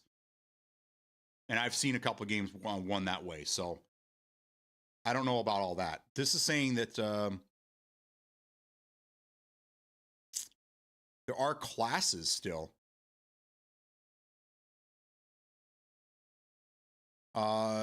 The most dangerous ring in gaming to battle royale that instantly kills players upon contact, which is true. You'll know when the ring is approaching thanks to an on-screen warning, but if you don't heed the warning and end up caught in its grip, you're done. So it says insta kill, but is it really insta? Is it really like when it's touching you, like it's dead? Or is it going to be like what they do when you go off the map? Is it going to be something, again, I know what insta kill means, but their version could be different than mine. Is it when you go into the gas, it gives you 3 seconds to get the fuck out of the gas? I could see that being exploited. But again, you can't go very far into the gas and back and forth with 3 seconds. I don't know. I think it'd be nice for an insta, but if you're in a last minute circle situation and the only cover is barely in and you're trying to test to see exactly where, we see this in PUBG a lot as well. You like maybe like your gun and your butt cheek, your left cheek is in the gas, but your body isn't. So like it's not technically. So they're gonna have to fine tune it a little bit. Because I mean, if it bumps up against you and you die instantly, I see a lot of people getting pissed. But if they accidentally touch it and it gives you a little quick timer, get the fuck back in, I can see that being a better thing. Yes, I can see your point about being dramatic, but got to think, give it an inch, give it a mile. No, I understand. I'm with you. It'll just come down, but it'll come down to if there's cover. The first few weeks, I think you're going to see a lot of people. If that's the case, I think you're going to see a lot of people lose the game to the gas. It won't be a player on player situation at the end. It'll be the last person or the last team is the only one in the circle and the other people touched it, trying to stay behind cover. You know what I'm saying? Like so hopefully during this testing phase, they're able to figure out a good balance there. Because I mean, if you give them a second or two, you're not going to exploit that. I mean, I'm sure that somebody will figure out a way to exploit it, but it's not going to be a big problem. At least show where maybe in the final circles or as it's approaching, maybe have an invisible line kind of showing you where it's going to stop.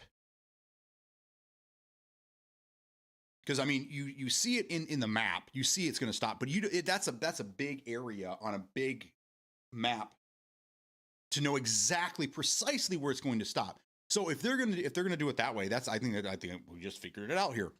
If they're going to make it so if you touch it, you're instantly dead, then they need to, as the circle is approaching, it needs to show like a little white line or something of where the circle is going to stop.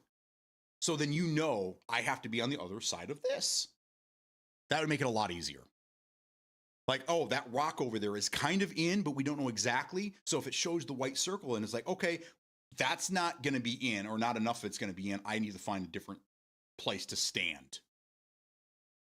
That would be very helpful and probably make things a little better for them.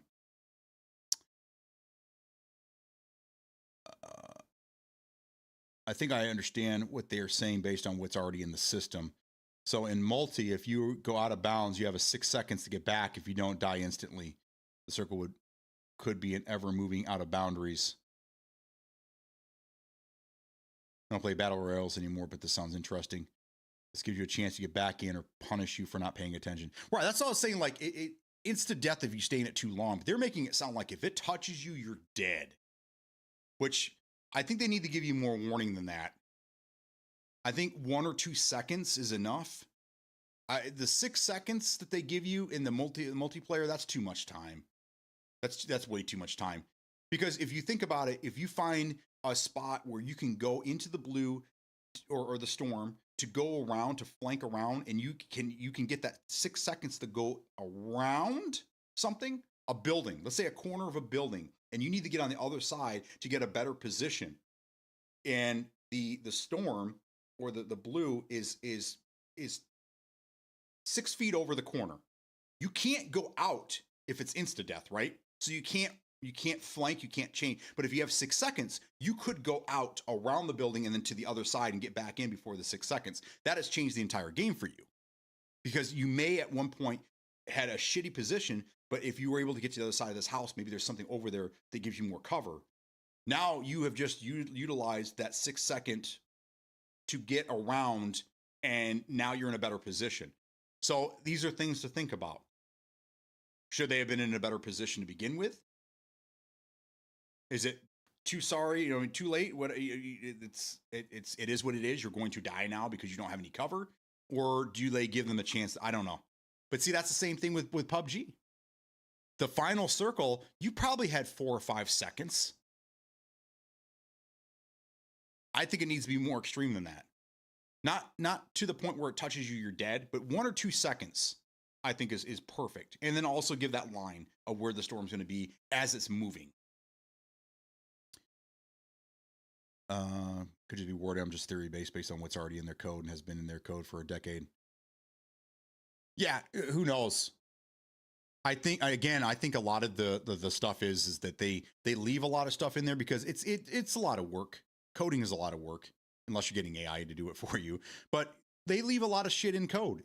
This has happened forever and ever and ever. You guys remember all the way back to Halo 3? This is one of the instances I can remember. 2007. People were able to get into I don't know how they did it. They were able to get into the game coding and find out that there was or maybe it was Halo 2. They found the flamethrower, and they found the mongoose, I think is what it was. They found a bunch of different things that were never used in the game, but they found it in the code somehow. I don't know how they did it. Whatever. And then they ended up, I think, adding it to Halo 3. So I think it was 2. So that was 2004. And then they included those things later down the road. But they've never really cleaned up their shit. They leave it in there because it's just cheaper to leave it instead of paying somebody to go through and to remove the code. So that could just be leftover shit that they're not really working on, and maybe the version that they're working on right now, no one's seen it, so maybe they don't know exactly what's in there. But I'm with you, and things can stay in the coding for years and years and years and never be used, or it could be dug up and reused down the road. So only time will tell. So this does say Battlefield 6 will let 4-player squads decide whether they want a balanced team or 4 different classes. So there you go, right there. They are going to utilize classes for the gadgets, really. So we're kind of getting back into this Delta farce thing, where classes are utilized, and that's one of the things I didn't really care for in their Battlefield-like gameplay in the warfare. And I did talk about that when we were testing it out for months and months and months. I would like to, at one point can we just get a mode where it's just classic mode, like they used to do for Call of Duty, where you strip down everything and it's just, there's nothing special. It's just you and your guns, no special abilities, none of that shit.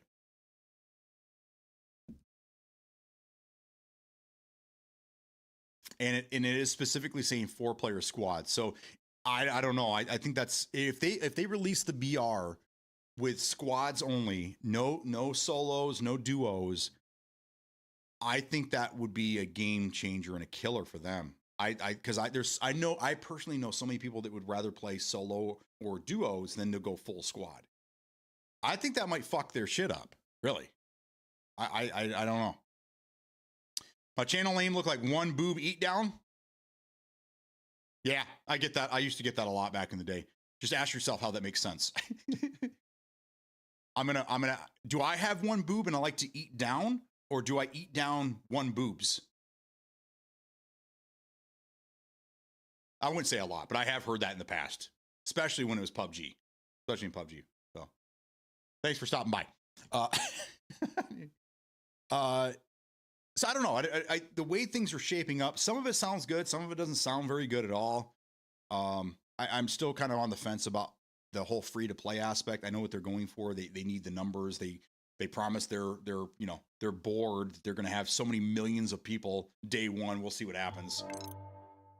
Mark for life with the resubby. Let's go. Thank you, brother. Thank you for being here. Appreciate you. Are things winding down at the golf course? We're finally going to have Mark for life back. It'd be great. You can tell it's winter when Mark for life's back around here. Granted, these classes isn't crazy abilities. You're a medic and you have the morphine and better revive. Yeah, I'm sure I'll live with it. I'll deal with it. But if they do the classes, and then they add these kill streak things to it as well, I don't know, man. That might kill it for me. After October. There you go. Engineers will likely have mortars, assault. See, I don't think we need any of that shit. That the whole idea of a BR, I mean, going back to the grandfather of BRs, was you went in with nothing. You dropped in with nothing but your fists. Okay. And you had to pick up everything. You pick up everything and then you utilize what you found. Warzone, some of these games got away from Warzone. They always drop you with a pistol, right? And then you could always pull your shoot and then pull your shoot again. And I don't know. It's tough because everyone wants to have their own take on things, right? Because otherwise I'd be the same as this other gentleman in our group that I won't mention that thinks every game, every extraction shooter needs to be Tarkov. I'm borderline in that. Not every game needs to be PUBG, but again, I've been waiting for a PUBG replacement. Super People came close. That was probably the closest we ever got. I've been waiting for a PUBG replacement for years and years and years and years. And it looks like no one wants to do it. And finally, for us console players, we're going to finally get a better version of the game in November when they finally get rid of these aging consoles that have been holding the game back. I can't agree with a lot of things that have been done in other BRs. Because I think PUBG is probably the best of them. Like a lot of people think Tarkov is the best extraction shooter. I want something as close as possible to PUBG, but I know it's not going to happen. It's just not going to happen. And it sounds like Battlefield 6 is trying to compete more or so with Warzone than any of the other BRs on the market right now. So I can't get my hopes up knowing that right off the bat. But the start with the circle, the storm, the gas, whatever, being an insta-kill, that's a great start. That's a great start, especially after watching so many Warzone clips endgame where these guys are just cheesing it in the fucking storm the whole time and they still get the win. Yeah. Should win by skill, not by exploits. The Real J. What's going on, man? How you doing? That's nothing like Overwatch or Delta. What are we talking about? Right now we're talking about BRs. Specifically Battlefield 6. We got some more information this morning. The playtest for the BR actually starts tomorrow. I'm still trying to get into that. I don't know. We'll see what happens. The storms are going to kill you. Insta-kill you. But again, the wording in there leaves... Is it instant? Insta is an instant, like you touch it and you're dead? Or is it if you're in it for a few seconds, it will insta-kill you? That's what we don't really know at this point. I'm assuming it's instant death, but I think that's a little extreme. And we already went over. I think that there's a couple things that need to be changed there. I'm not a big fan of classes, so that kind of already kind of loses a couple points with me. And then I'm hearing that there's kill streaks as well. So if that's the case, if they add kill streaks to this, they have no right to say they're not competing with Call of Duty, which I know a lot of companies don't want to do that. X-Defiant was a big one. X-Defiant, we're not competing with Call of Duty. Guys, we're not Call of Duty. We're not here to replace Call of Duty. We're not, and it still got put up against Call of Duty. And then it died a horrible death. But they gave us one great gift. X-Defiant gave us input control lobbies. And I wish more games would do that. Everyone's crying about PC and console and blah, blah, blah. Let them all play together and just separate the lobbies by input control. Have controller over here and have mouse and keyboard over here. Not that hard, especially when 90% of games that come out on PC have controller support, and a lot of games are being dropped on console with mouse and keyboard support. especially games like this. There's no question. Then you can play the way that you want to play with the people that you want to play with. I don't know. But anyhow, Battlefield 6 BR, yeah, it's going to be weird. Yeah, I mean, as the way things are going right now, it does sound like it's going to be very weird. It's going to be, we're not Call of Duty, but we're very similar to Call of Duty, but don't call us Call of Duty because we're not competing with Call of Duty. Here's your Call of Duty like BR. That's kind of what I'm seeing right now. Wishing one hand, shit in the other. Well, at this point, the developers can shit in one of your hands while you wish in the other. Because that seems like that's all they do is shit on us. We give them input. Every game that comes around, we want your input's valuable. We want to hear what do the people want? And then they're like, they get all that data from us, and then they go to their 1%ers, their streamers and their pro players. What do you guys want? Oh, okay, we'll give you what you want. And the people that actually pay for the game, their voices are never heard. But I don't know. Battlefield 6 seems to be changing things based on what regular people like you and I are saying. So we'll see. Only time will tell, guys. Delta Force is pretty good. I'm glad you like it. I know a lot of people are liking it right now, especially since it's having a console release 9 months after the PC release. That's breathing new life into the game. But we'll see where the game ends up when Call of Duty Black Ops 20 and Battlefield 16 comes out in a month or two. We'll see what happens, but also from a market point, Warzone is compassion. PUBG is not a threat or a target to win players. No, but PUBG's imploding. PUBG did it to themselves, really. They don't listen to anybody outside of the Asian market. That's the problem with PUBG. It's a South Korean game that only listens to South Korea in Asian influence. And as a matter of fact, they could shut down the game in every other region of the world and only feel about an 8% decrease because over 90% of their players are in the Asian market. We're nothing to them. They don't care. We're nobody. We're a problem for them. But Delta Force is the same thing. Delta Force is another Asian game, an Asian market game. A lot of them seem to be nowadays. A lot of games coming out of the Asian market, and that's why you see a lot of anime and a lot of goofy skins and shit like that because it's more geared towards their market than it is our market over here.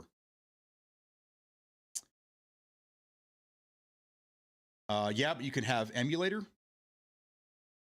What do you mean? What do you mean emulator? What does that mean? We're emulating the game? Ekin Skid, good morning. What's going on, buddy? How you do? Like Cronus, KM. Oh, yeah. I mean, that's going to be anywhere. You can't stop cheating. You're never going to stop cheating completely. PC has software cheats. Consoles have hardware cheats. You're never going to stop it. It is what it is. But like, it doesn't make any sense. I'm a person that thinks that all games going to console should have mouse and keyboard support. All of them. It's bound to happen. It's probably going to happen next generation, depending on what kind of consoles we end up getting. But at this point, both PC and console, they should be pretty much the same goddamn thing, right? Consoles are just an entry-level PC. They really are. So they should all have the same support. Keyboard, mouse and keyboard and controller support on both platforms, and then just separate the lobbies. Right now, it's separated by platform, right? For the most part. So you still have people like, okay, PUBG is a great example. PUBG has controller support only. They did not unlock mouse and keyboard support because they wanted to keep it balanced on console.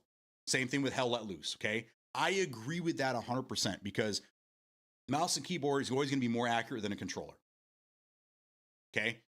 So when people are utilizing these cheats to allow mouse and keyboard support in the game, that's cheating.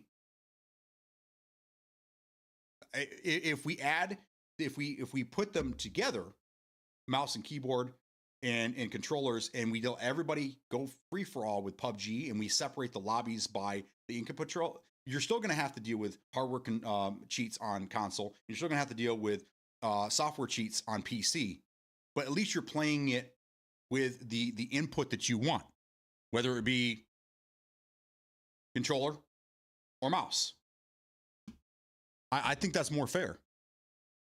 And then the people that can't afford a PC can still play mouse and keyboard.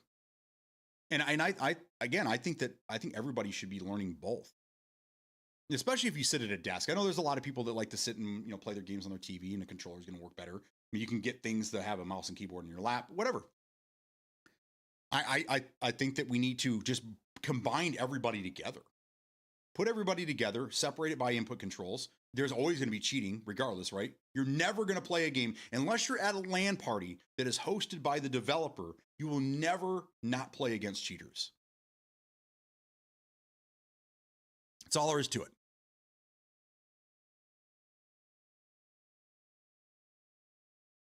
Also, from a market point, Warzone is competition. PUBG is not a threat or a target to win. Okay. I mean, there's Fortnite competitions. There's Roblox competitions. All you really have to do is be the best at that game to be competitive or a pro player or whatever. Whether you agree that those games are competitive or not, I mean, that's really up to you.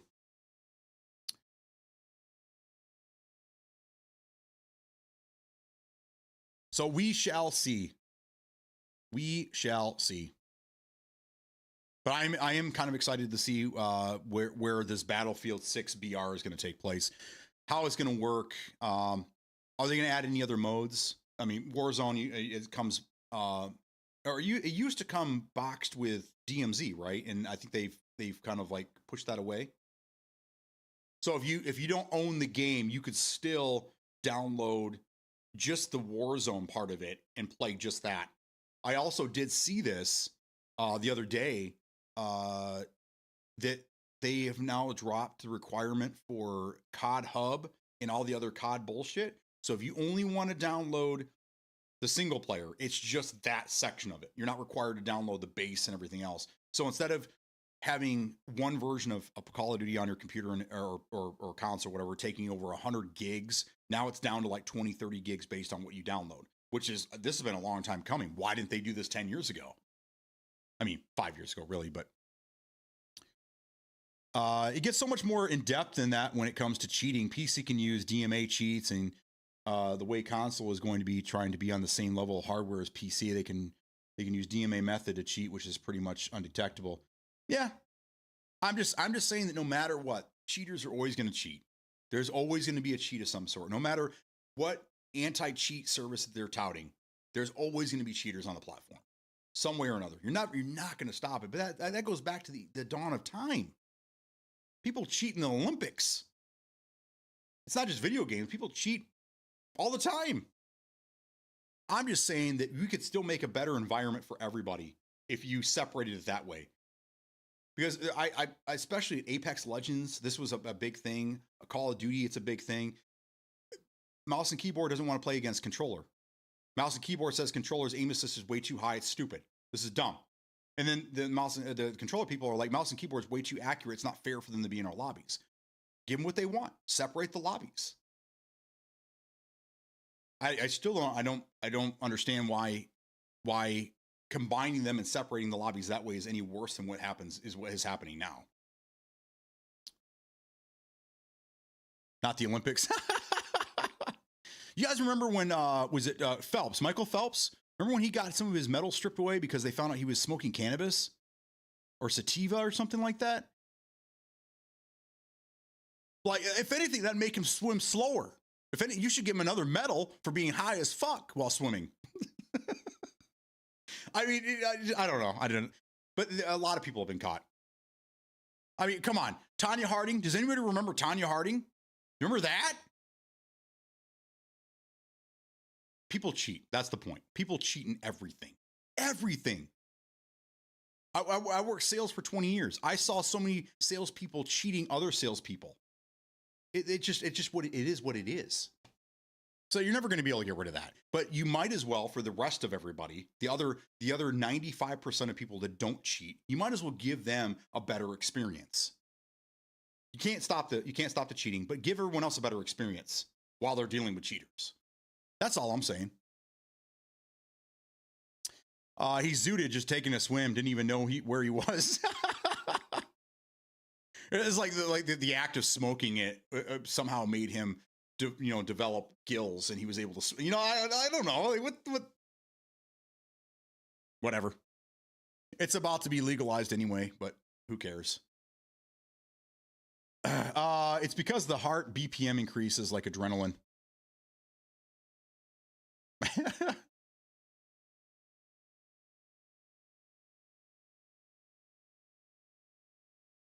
I don't think he was smoking it beforehand. That's the thing.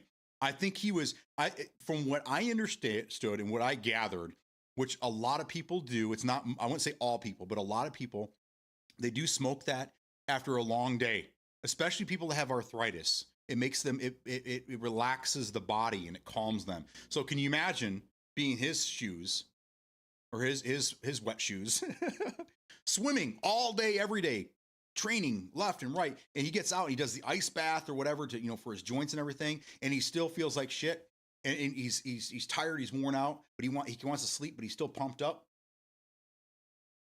A little bong rip puts him right to sleep. I don't think he was smoking it to compete. I think he was smoking it so he could sleep after a long day of training. That's kind of where things kind of get muddled, Not like he was doing a rail in the men's bathroom before he went out there and put on his swim cap and went 300 mile an hour down the lane. I don't know. That's a whole different conversation, though. You should have been here for our first conversation about Charlie Kirk. I think you would have enjoyed that one. Anyhow, yeah. So let's get back to this. We got off track here a little bit. I'm reading you guys what Games Radar has to say. They haven't really led me astray. There's a couple publications I will never read. One of them you guys should never read either. It's all about clickbait nowadays. But this starts tomorrow. Okay, so the full game comes out October 10th. The Battle Royale is going to be slated for later in the year. Do you guys think it'll be before or after Christmas? That's the question. When you guys think the Battle Royale is going to launch? I want to say going back to, was it Modern Warfare 2019? I want to say that Warzone actually dropped 6 months. Was it 4? No. See, November, December, January, February. I wanted to say it was 3 or 4 months after the game came out. It was. I want to say February. February, I want to say, is when it came out after the game. So do you guys think the BR is going to release around the same time, 3 to 4 months after the fact? Or do you think that it's going to come out right before Christmas for everybody to spend their hard-earned money on? Because you know that day one there's going to be a shitload of fucking skin packs and things like that. So, holy shit! Manic Nomad with a 20 gifted sub bomb. Let's go. Another Hype Train 2 today already? Let's go, guys. Thank you so much, Manic. It's good to have you here. Oh, and he's gone again. Just came in, just dropped a bomb and left, man. It's like your old college buddy that came in the room, took a shit in his pants, and then left. Like, where the fuck did Phil go? Oh, Phil just shit his pants. Oh, there you go. He's back. Ah, good to have you. December 12th. Is there a date on it now? Is there a date, or is that the date that you're saying it's going to come out? Otherwise, I missed that, because even in this article, they don't say anything about it. They just say that the Battlefield is slated for October 10th. Okay, your guess. I got it. Okay. So what we're gathering here, new information coming off the hot off the press. Hot off the press is the internal testing for the BR starts tomorrow. The shrinking ring, whether it be whatever you want to call it, the gas, the blue, the zone, whatever, that is going to insta-kill you. Again, the wording leaves some debate there, whether it's insta-kill as it touches you or there's a quick timer and then it insta-kills you. I don't know. And then destruction will be everywhere, which we kind of already figured that. So if you want to handle campers, you can just blow up the building they're in and you don't have to worry about going inside and them holding corners or, whatnot. So I like that. I think that's great information here. October 10th, happy birthday to me. Happy birthday to you is right. My son's birthday is October 11th, and he'll be 21. So maybe I will get Black Ops 6 or Battlefield 6. Maybe I'll play that all day. I'll wait until midnight. I'll take my kid up to the bar to get him his first beer, come home and fucking pass out. Maybe we'll see. And that is my youngest son, actually. My youngest son will be 21. October 11th. And then my oldest will be 26 on October 29th. 2 days before Halloween. Isn't that crazy? Isn't that crazy? God damn, dude. 26. My sister, the youngest sibling, who's also the only girl in our family, I think she just turned 28. She's 2 years older than my oldest son. Matter of fact, we have pictures of them trick-or-treating together when they were little. My sister was, I want to say she was Sleeping Beauty, and my son was Sully from Monsters, Inc. Yeah, crazy, isn't it? Ink and Skin is October 26th. We'll have to have a party. We'll have to have a party for that guy. Hell yeah. Well, good. I need to start getting your birthdays so that while I'm doing what day is it, I can also, happy birthday to so-and-so in the community. I should start doing that. Or you guys can just tell me when I start. Hey, today's my birthday. Yes. All right, let's go. Get this man a scoop of ice cream. It's his birthday. Or today, hot cross buns. That's what you need. You need some hot cross buns. Let's see here. I got another. Oh, shit.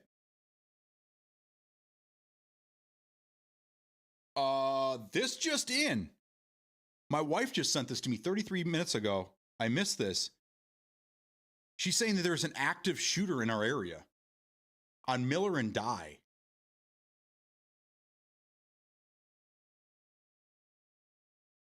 That's where my son works. He's home though, thank God. He's home. He works third shift. Miller and Dye. There's a gas station there. My son works at the Speedway / 7-Eleven. He's a third shifter though. There's nothing. Well, there's a Quiznos. There's a Quiznos. There's a party store there. Wow, that's scary. We were just talking about all the shootings yesterday. Charlie Kirk getting shot in the neck, and then the school shooting in Colorado. Wow. So there's one in my area, like 2 miles up the fucking road. This is crazy, guys. Mark for Life, thank you for the 10 gifted subs. I appreciate you. I'm sorry, I'm kind of beside myself right now. What the fuck? I gotta look this up.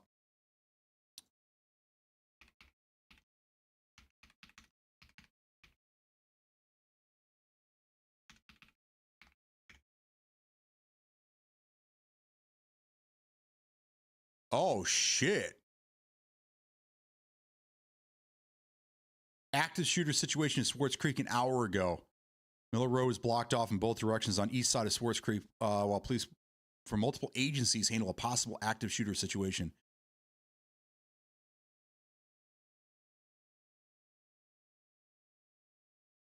No, Dye Road. I'm sorry, Miller and Dye. There is a Speedway there. It's not where my son works though. I'm on the other side of town. They closed 2 of the elementary schools that are close to it. It's fully contained. Students were no longer in danger. They locked down GM that was close to the scene as well. Wow. Give me more information, though. What are we talking here? Troopers were attempting to communicate with someone inside the residence using a loudspeaker. There's a house there on the corner.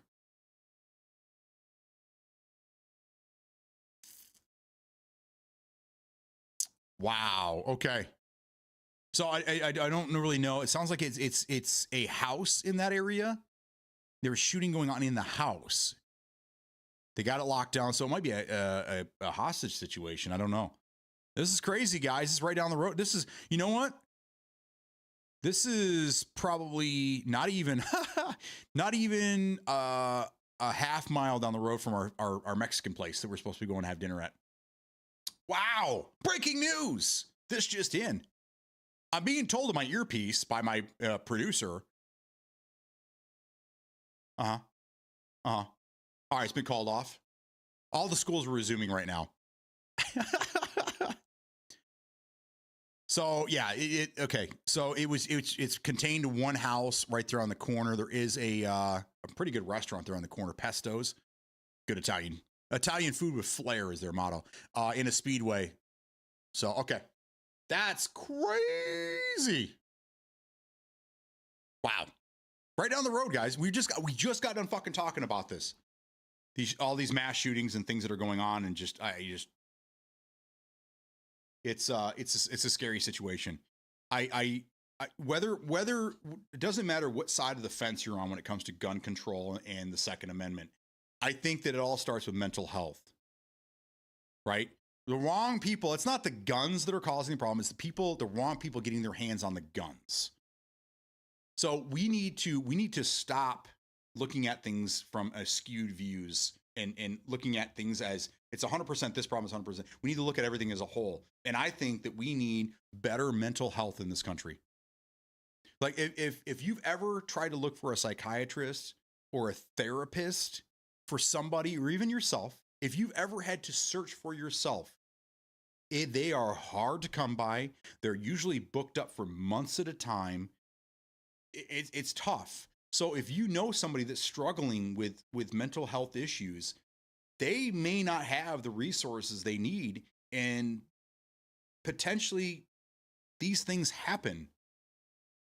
This is another thing that I don't think is either a right or left issue when it comes to politics. I think this is everybody can agree that this shit shouldn't fucking happen.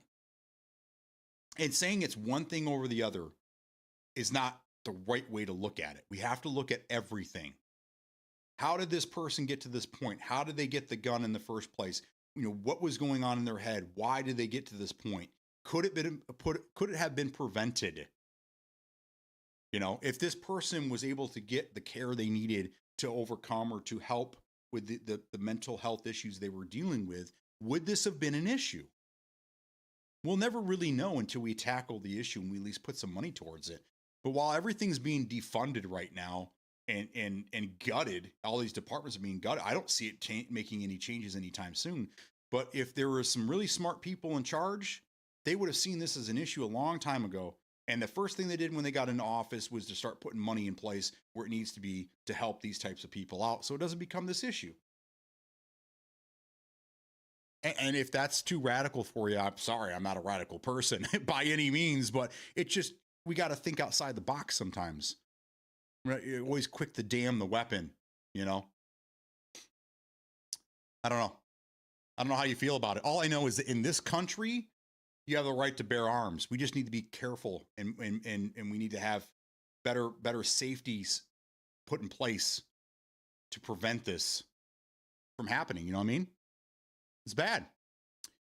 It's a healthcare issue. I agree. Absolutely. Speaking of that, found out an hour ago, one of our members at work hung himself. Jesus Christ. Mark for life. There's another situation right there. If this person was able to get the care that they needed, would this have been an issue?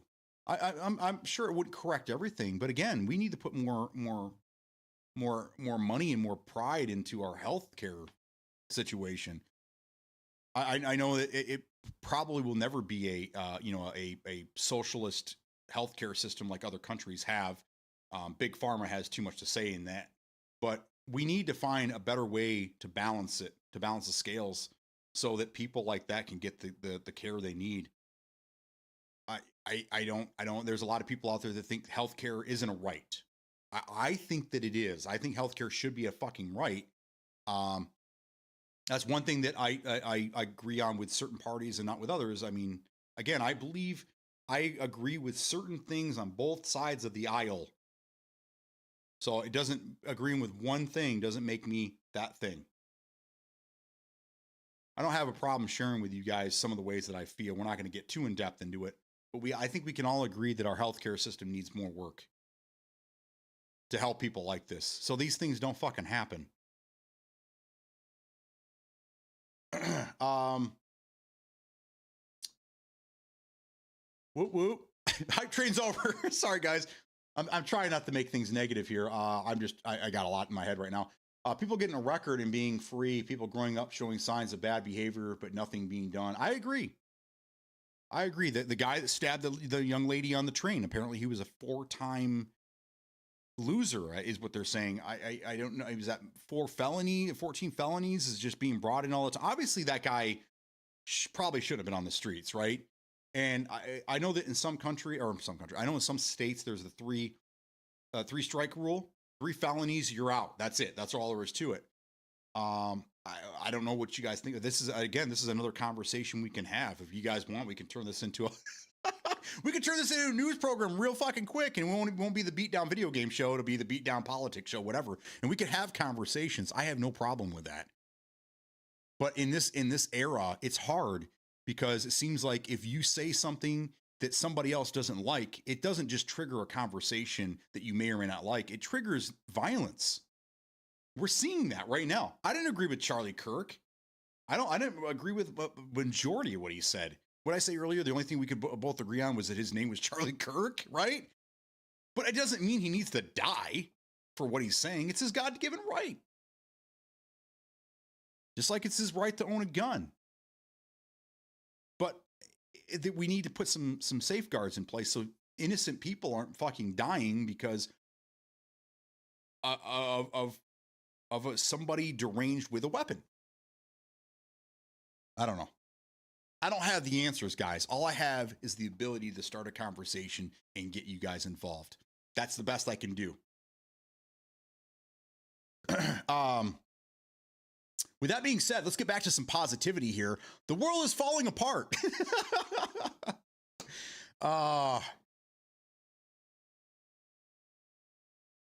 Maybe one day we'll take things serious. There's Metal Josh. Maybe one day we'll take things serious when it comes to politics and protecting our schools, children, and events like these. I agree. But I think it starts with healthcare, Metal. I don't know what your feelings are on this, but my personal feelings is we need to start with healthcare, making sure people have the proper care they need. Other countries are pretty good after looking after their citizens. There's no system out there that is flawless. Don't get me wrong. I've heard horrible things that people have to deal with up in Canada and in England and in other countries that have the socialist healthcare system, if that's what you want to call it, a government-backed healthcare. But I've also heard great things about it. So every system is flawed to some degree. But I think that we really need to focus more on healthcare in this country. There's a lot of people that just don't have access to healthcare in general, and they live terrible lives because they can't seek help for some of these problems, or they it's, I don't know how it is now, but years ago, healthcare bills were sometimes they'd be on your credit, but for the most part they weren't held against you. I don't know how true that is, because if it's on your credit report, somebody's looking at it and someone's going to hold it against you. I don't know. It's kind of shitty. If you don't have healthcare, you have to go to the hospital for an emergency. All of a sudden you come up with a $10,000 fucking bill. It's not cheap going to the fucking hospital. You come up with a $10,000 bill. You have no way of paying this. You try to go get a job. A lot of jobs nowadays look at your credit report. They utilize your credit report to tell if you're going to be a good employee or not. I don't agree with that either. But if they see that on there, you have a $10,000 bill. Why didn't you pay this? I don't have enough money. I'm trying to get a job to do that. Well, if you don't pay your bills, how do we know you're going to show up on time? Next. It's things like that that create problems that we shouldn't fucking have in the first place. I'm getting behind. I got to keep reading. Sorry to hear that, man. My condolences. My ex-boss also did the same thing a few weeks ago. I was shocked. Yeah, that's rough, man. I think of the school bullies, the kids with the switch knife patted other kids for money, etc., yelling back at teachers, punching holes on school grounds, etc. Yeah. No accountability for the upper echelon of society. The higher you go, the less accountability you find. Yes. Yes. And they make it that way, Metal. They spend millions and millions of dollars every year to make that shit happen. I said that earlier. I said they're laughing right now. They're laughing at everybody because we're here, middle class is here, fighting amongst ourselves, and then they get us to worry about the poor people. So we fight amongst ourselves because we don't all agree on the same things. And then if we the one thing we can agree on, and I don't agree with this, but what I'm saying is that the poor people are waging a war on us. So we have to, you see what I'm saying? It's all misdirection, and they're sitting up there on their thrones doing whatever they want to fucking do, and they just keep waging this war to get us off their backs. They just have us fighting amongst each other. That's been a thing for a long time. You know, it is what it is. But we need to change that somehow. How do we change it? That's the question. How do we change things like that? Because somebody's always going to be in power. There's always going to be somebody at the top. Even if you remove that person, somebody else is going to take over. How do you do that? Fortunately, he was in major debt. Apparently, he owed the casino $1.2 million. Guy never drank or smoked. No idea he gambled like that. Those are the three things that we always saw in the auto industry when we were pulling credit and things like that, is that everyone has a vice, and the big three are alcohol, drugs, and porn. Those are the three big things. And then gambling would be in there as well. But those are, I guess you could combine alcohol and drugs as one, gambling and then porn. Those are the big things that we always saw on the credit reports. And again, mental health, if people they get into a situation like that, who do they talk to? What do they do? You know, it seems like they're all alone. They're embarrassed to tell friends and family. If they were able to get a therapist or a psychologist or somebody to help them deal with their issues, would this have happened? We'll never know until we at least try it. But adults or even parents just say it's a phase. Yeah. Depends what the felony is. 1.8 million in debt. Wow. We have the best and largest military on the planet. Lots of retired cops and servicemen and women who would all be glad to help protect events and our schools. Yeah. Yeah. And we keep funneling more and more money into the military. Did you guys see that we changed the name of the Secretary of Defense? Did you see we changed the name to the Secretary of War? Why? Why? We don't want to be at war. We don't want to be at war. Why are we putting war in the name of things? Secretary of Defense is fine. We're defending the country. War makes it sound like we're the agitators. We're the aggressive bunch. We're going out. We're going to have war with everybody. That doesn't look very good to the rest of the world. Unity, guys. We're looking for unity. PvP Tarkov one night just got shit on. Okay. I have memory issues, but I know someone else with a memory issue, and it took them 18 months to see a doctor, and it was a simple checkup or even a talk for possible fixes or possible. Exactly. They can't get the help they need in the time frame that it is needed. So I never go to a doctor myself for it. Yeah. Healthcare alone won't fix this. Even if folks had access, you think most are going to seek that help on their own. You'll still have wackos walking the streets. That's why we have to get serious and actually do something to change it, other than talking and posting about it. I did see that. And I have a question for you here in a second, Metal. Let me get through the rest of this. Sure, I'll up in there. Very hard to do with a two-party system. That's one of the biggest issues right there. Fix that. Now we have actual checks and balances along with accountability. This isn't hard. They just have to actually take it serious and do something. Secretary of War was the original title. It was changed for obvious reasons. Now it's back. More of the same. Oh yeah. That's not lost on me. I get that. I did a lot of research on it to figure out why. But you'll notice that this administration is going back in time, hundreds of years, utilizing certain old-timey laws and old-timey things. And it's kind of scary that we're going back in history to utilize things that we obviously changed for reasons. Now we're going back to these things. And I understand that, like, somebody should have along the way taken these laws that are old school and not needed anymore and actually made them not laws anymore, because shit like this happens. But I have a question for you, Metal. You know, the thing right now is that, okay, so we have the National Guard in DC, right? And there's talks that it's going to go to Chicago next, right? But if you look at the numbers, and I think even Charlie Kirk talked about this, if you look at the numbers, St. Louis has more deaths, more gun violence, more violence in general than Chicago does. But why is it this focus is on Chicago and not St. Louis? You live there, you know, right? You know what's going on there. This is in your backyard. Why is it that they're sending National Guard? They're thinking about sending National Guard to Chicago over St. Louis. And if it was an option, would you welcome or would you want to see National Guard in St. Louis for defense purposes, for cracking down on crime? What is your take on that? I would like to know that, just because you live there. I'm interested in that. Anybody else live in Missouri or close to St. Louis that want to chime in on that? This is where I would normally take a call. All right, Peak, you're on the air. What do you have to say?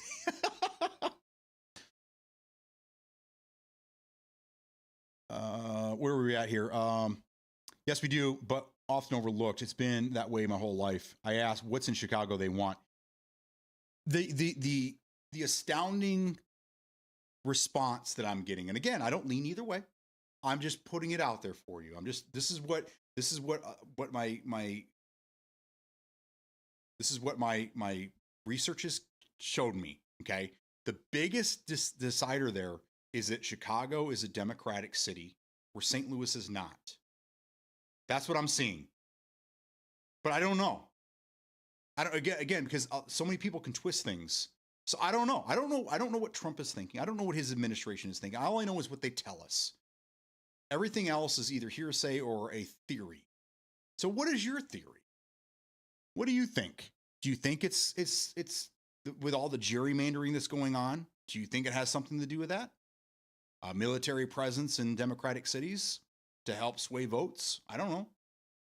It kind of gets a little more in depth than that. Do we need crackdown on crime? Absolutely. Do we need a branch of the government that was trained to kill? Are those the ones that we need in those positions? I don't know. I don't know. Doesn't matter what I say. They do what they want. I know. I'm just curious. Again, I'm just a conversation starter. I'm just trying to find out what's happening here.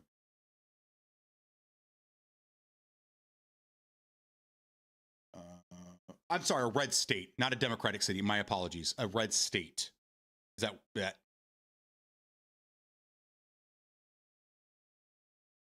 Where I thought Illinois was a red state, but is it blue? I'll have to look that up. I only heard that this morning, though, just so you guys know. Well, last night, really. I knew that they were thinking about Chicago, but then someone had brought up the fact that there was more violence. And again, I thought Charlie Kirk had covered this at one point.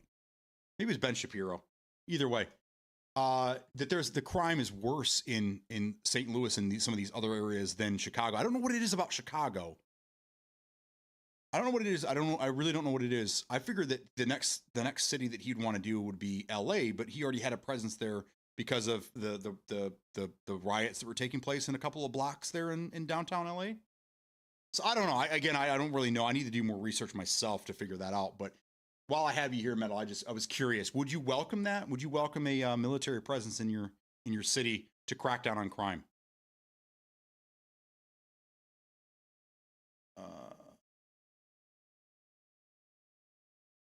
Doesn't matter what I say. If I say, if you actually stop crime, we got to go across the board.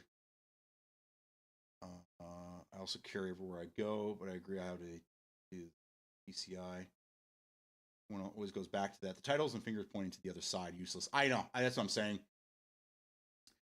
It's if we all work together to find common ground and then look at the establishment, right? Because I mean this goes back a long time. We've never really fully trusted the government, right? And it seems like it's getting that way more and more. And it's not just about Trump. No matter what you feel about Trump, it's not just about him. It's about everybody that's in charge, including him. I don't know. Oh, they're a swing state? Yeah, we're a swing state too. And I think of the last election we did swing red. A little bit. I don't know. It was still red regardless, but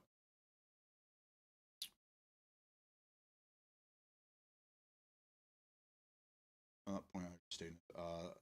It's done. Two-party. I don't think you can change the two-party system. That's the thing. Is that you have all these other parties, but they all fall on either side. That's the hard part.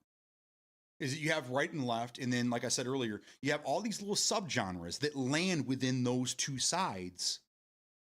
So we have a two-party system, but you're not going to be able to change that. It's always going to be, no matter, you can add 30 different parties, and it's always going to come down to Democrat and Republican. I don't see a way of changing that. And if anything, I know a lot of people say, it's you're wasting your vote. I see it. I see what you're saying, because I think that a lot of the votes, when they go to these other parties that don't really matter. I mean, they do and they don't. They don't matter when it comes to the presidency, obviously. I think, who is the closest one? Who is the closest candidate that ever came close that wasn't a two-party, wasn't from Democrat or Republican, and to almost win? Does anyone remember this one? The closest guy that ever came to winning, I want to say, was Ross Perot. You guys remember him? With the Texas billionaire? He came close. Very, very close. I think he's the closest that ever came in history of this outside of the two-party system. Unless there's somebody else that I'm forgetting. But Ross Perot came fucking close, man. In Missouri swing state until now it's red because the corrupt fucks redistrict everything to suit their needs. It's BS. And it's happening in California too. It's happening on both sides. The gerrymandering is happening on both sides. It's not one party. It's both. They're both playing the game. But I'm with you. They keep changing. They keep moving the goalpost, right? They keep moving the end zone. So you can't. It's tough, man. It's very fucking tough. When a lifelong politician makes $175K a year in salary and is now worth $70 million, there's a problem, and that is both sides of the aisle. I agree, because we need to get rid of lobbying. Lobbying needs to go away. Lobbying should never be a fucking thing, because all that is legal bribery. There's no other way to look at it. It's legal bribery. We see it. We see it in our faces. It happens right in front of us. And then when it gets questioned, we get, we're like, what do you question? We're doing what we're supposed to. What are you crazy? What? We'd be crazy not to accept this gift. What are you talking about? If it wasn't for that, we wouldn't have these issues. They're lining their pockets to sway votes, to change votes, to lean in a different direction. I think a lot of these people, when they go into Congress, they go into politics, I think they do have they have a different mindset than when they're actually there. They go in with healthy thoughts. I am going to do this for my people. I'm going to go and I'm going to change this motherfucker. Every one of them. I'm going to go in. I'm going to change this. I'm going to go to the fucking Hill. I'm going to Capitol Hill. I'm going to change this son of a bitch. And then they get in there. And then they realize things don't work the way they think it works. And then they see their buddies. $1 million here, $1 million there, free vacation here, free vacation. I want mine. And then they fall right in. I just, things got to change, guys. Things got to change. But we got to change laws to do that. And it seems like no one wants to do. Everyone talks about, when I get into office, I'm going to do this. Sometimes they do a couple of the things. Sometimes they do absolutely none of what they said they were going to do. But when the next guy comes around and says, I'm going to change these laws so that there isn't gerrymandering. I'm going to change these laws so that the top 1% can't jump out of their taxes. Can't skirt their taxes and use loopholes and shit like that. I want to see people come along, because that guy is going to get my vote. I'm going to make changes to the laws that are going to prevent shit like this happening down the road. We need somebody to say that. We need somebody to do that and then follow through with it. Not winning the vote by pandering to, these goofy little things. I'm going to change the grocery prices. Come on. Anybody fucking believe that? I'm going to change the gas prices. Like the president has a button that just automatically changes big oil's prices. I don't know. We get suckered. We get suckered in all these promises. And then when they don't become fruit, we get mad about it. We get angry. And then the next guy comes along and it's the same fucking thing again. I promise I'm going to do this. Oh, he's got my vote. He gets in the office. Wait a second. You forgot about me. You said you were going to do this. Yeah, we'll get to it in the 4 years that we're here. Change something. I want to see someone go in there and change some fucking shit. Rile it up, motherfuckers.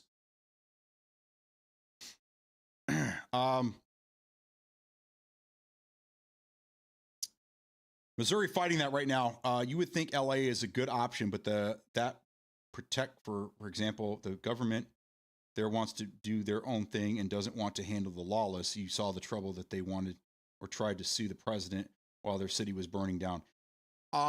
Again, you might want to research what actually happened in LA, because all the stories and all the things that were coming out of there, this all happened. This riot that was taking place, that was burning down the city, all took place in a 2-block radius.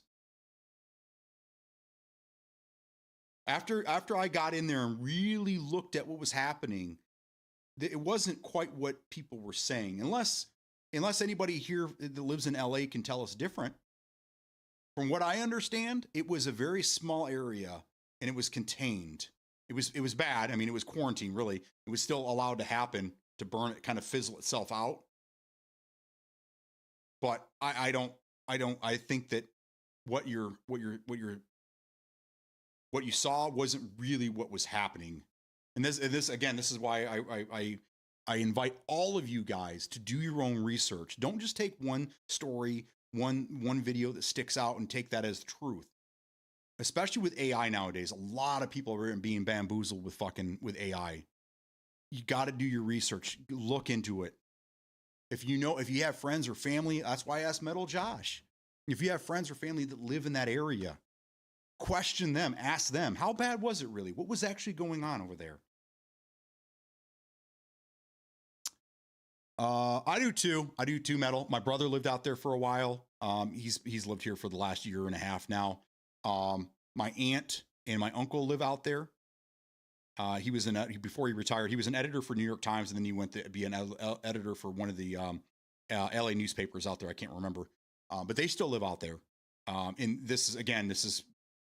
there is violence out there, and you don't want to be walking around in certain parts of town after midnight. That goes for Flint, that goes for Detroit, that goes for any big city. There's crime everywhere, but it wasn't quite the cities burning down that people think it was. Now, when the wildfires raged, everything in its path was burning. I don't fall on either side. I'm a human. I'm about humans. I agree.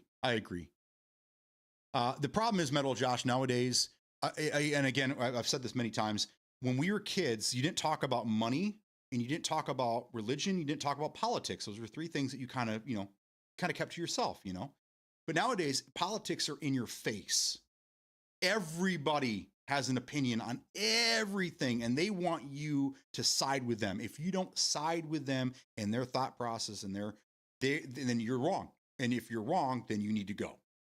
And we need to get away from that shit and just have some conversations. I agree with Charlie Kirk. That's what he was doing. I don't agree with the conversations he was having, and but at the same time, it's his right to do it. He shouldn't have been killed for it. Shouldn't have been killed for what he believes. It's wrong. I don't care who you are. It's wrong. Were a lot of the things that he said mean to certain people? Did they ruffle a lot of feathers? Sure. But it's still his God-given right to fucking say it.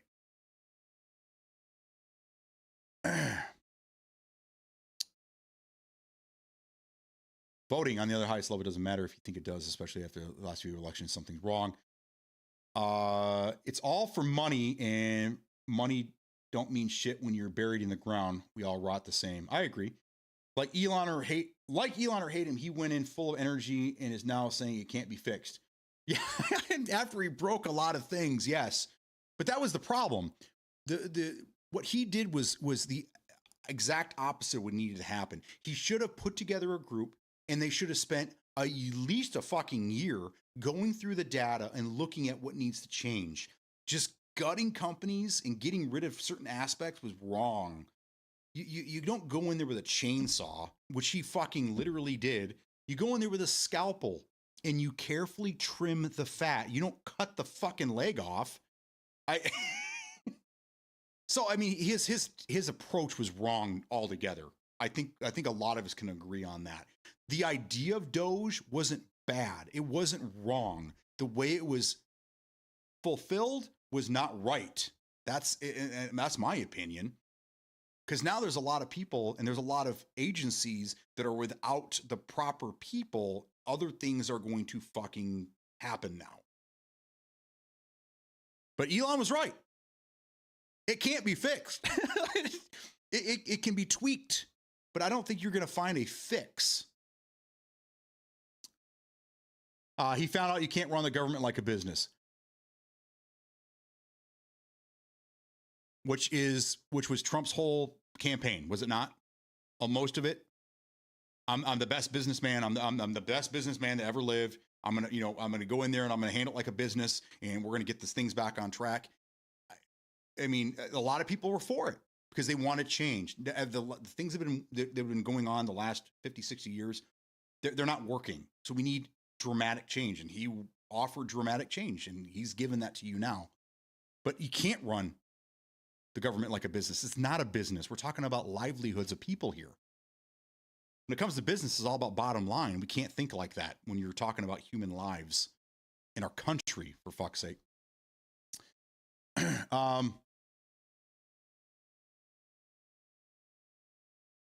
First thing, everyone stop doing your taxes. Watch how fast shit changes then. That's dangerous ground, brother. People believe me. People believe it, not me. That's why it's every 4 years. You forget with all the BS going on in between. Yeah. Oh, absolutely. Half of the LA stuff was fake. I know folks in LA, that incident was hard to decipher because of all the fake stuff with it. That one took me a minute. A lot of the videos and stuff that you were seeing, it looked like it was taking place on opposite ends of town, but it wasn't. It was all one big like area, one big 2-block square radius, I do believe, that all of this was happening in. It didn't really pour over into other areas of town. That goes for Providence, Rhode Island. Also nothing but trouble down there. Yeah. It's going to be a lyric line. We all rot the same when we're buried in our grave. There you go, Metal. I want to see it on your next album. Actually, you know what? I think you just found the title for your next album. We all rot the same. I like that. If not a song, we all rot the same. I like it. Yeah, it wasn't the whole city, no, but the freeway part, yeah, that congestion with roadways, which doesn't affect just that freeway. Plus, there was a simple laws being broken, and no one got in trouble. Wish I could burn a car and not get in trouble. I don't know if that's entirely true. I think people got in trouble. I don't think it was just a free for all, and they were like, okay, guys, get it out of your system. All right, now go away. I'm pretty sure people got in trouble for that shit. It just wasn't. It wasn't shown in social media. It just showed in social media, and certain news outlets were showing it as a fucking free for all because it fit a narrative. I hate the fucking term narrative. I hate it, but it's kind of what that was. But anything can be taken out of context and utilized for a reason, right? Anything can be. Yeah, and that's the thing. You know, when it's a riot like that, you can't arrest everybody. But like January 6th, they utilized a lot of cameras that were everywhere. I mean, it's fucking Washington, D.C. to find these people after the fact.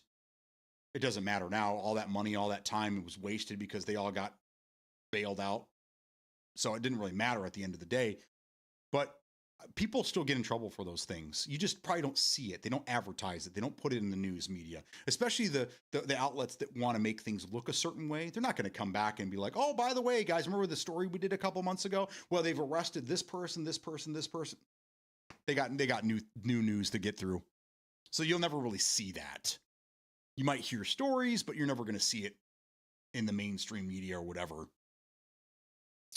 But yeah, it depends on where something is. You could have a car accident that's only 25 feet. Like you can feel that car accident for the butterfly effect. Yeah.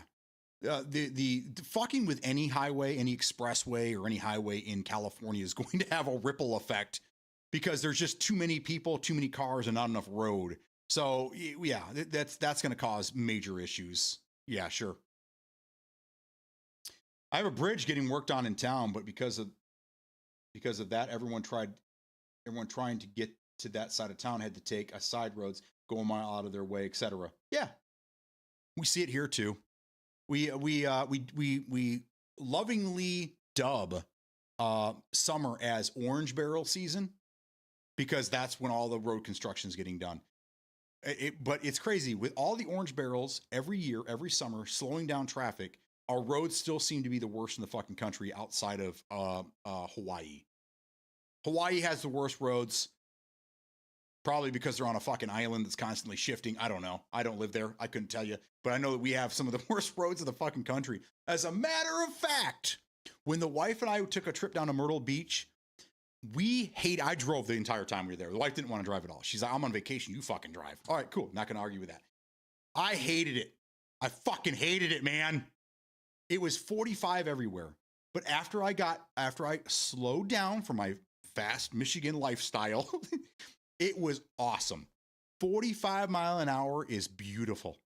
Everyone's calm. Everyone's chilling. There's no road rage. Motorcycles everywhere. They feel safe. That's something we don't have up here. I don't feel safe. I almost got ass packed pulling into my driveway the other day after dropping my daughter off because somebody was doing this shit in fucking driving in an SUV, almost hit me. They went down into the ditch to not fucking hit me. We don't have that. But their roads are fucking beautiful and 45 miles an hour. I can't wait to get back down there. Yeah, it's going to take me an hour to get someplace I could be there in 10. But goddamn, is it nice. It's so sweet down there. Anyhow, Real J, I apologize. I do not have water in front of me. I fail. Hopefully my wife's not here. She'll smack me in the back of the head. But I do have some coffee, so I'll try to hydrate. There's water in here, right? I'll try to hydrate with this. Thank you. I'll see you later, BEATDOWN. I got to go live on Delta Force, almost to affiliate after months of streaming. Well, Real J, thank you so much. I appreciate you, man. Good luck over there with the Delta Force. I hope you have a good day, and good luck on the affiliate. Yeah. Thank you. Thanks again. Orange Barrel season. It is too. Much love, brother. Much love. You need to drive in Boston, and you're going to be like, what the fuck? Is it fast or slow? Is it gridlocked? The wife wants to go to Boston. There's certain areas she wants to go before we make our move. And I don't know why Boston. We're going to be on the East Coast. We can just take a drive up there either way. But I don't know. Is Boston? I hear good things and bad things, but I don't know anybody that lives there. Smokey's the closest thing to a Bostonite that I know. Oh, is gridlock slow great? Oh, I got you. Oh, you live there? Okay. All right. Okay. Is it, have you lived there all your life? How would you compare that city to another major city? Because you don't ever hear about Boston. Never. You never hear anything about Boston. And you're like, oh yeah, Boston. Yeah, it's historical. Yeah, it's cool. We got Harvard over there, I do believe. And you got some big cities, they got the Red Sox over there, and you got a lot of attitude. There's two cities you don't want to fuck with, and that's people that you want to fuck with: New Yorkers and people from Boston. That's about my knowledge of Boston. I've never been there. I know that the wife wants to go there. Maybe we should. I don't know, but I feel like I'm going to go there. They're going to hear my Michigan accent. I'm just going to instantly get my ass kicked. Is it safe? Is it safe for a Michigander over there? As we're talking, shots fired 3 blocks away. Jesus. When I was a kid, I lived in Flint for a short period of time, few months, in one of the worst parts of Flint. And every fucking night, gunshots and ambulances, police. Yeah, we never left the house. It was scary. It was scary over there. And I was 17, 18. Boston isn't that bad. Go drive through New York City. Talk about gridlock. Oh, we did. When I was a kid, we drove through there. My grandparents had a Greyhound bus they converted into a motorhome, and they lived out of that for the last 25 years, I want to say. Until my grandpa passed and my grandma moved back to Michigan to live with my mom to be here. But when we drove there, 97-ish, I want to say it was 97 or 98. We had to drive through New York City to get to Long Island. And yeah, it took us a long time. We were in a big bus. Try changing lanes in gridlock traffic in a bus. Yeah. I newfound respect for my grandpa that day. Not only was he putting up with us, in the back going, hey, look. He's trying to drive this motherfucker through New York City. Crazy. Great guy. Lived here my whole life, like a smaller New York. There you go. Smokey's like, hey, what up, brother? I grew up between MIT and Harvard. Oh, MIT. I wish I was smart enough to go there. Would have loved it. And the PJs. A lot of shooting too. Yeah. Been there, planning to move there. Oh, Penguins, you're heading to Boston? Are you really? Went to school with the Boston Boomer. The Boston Bomber?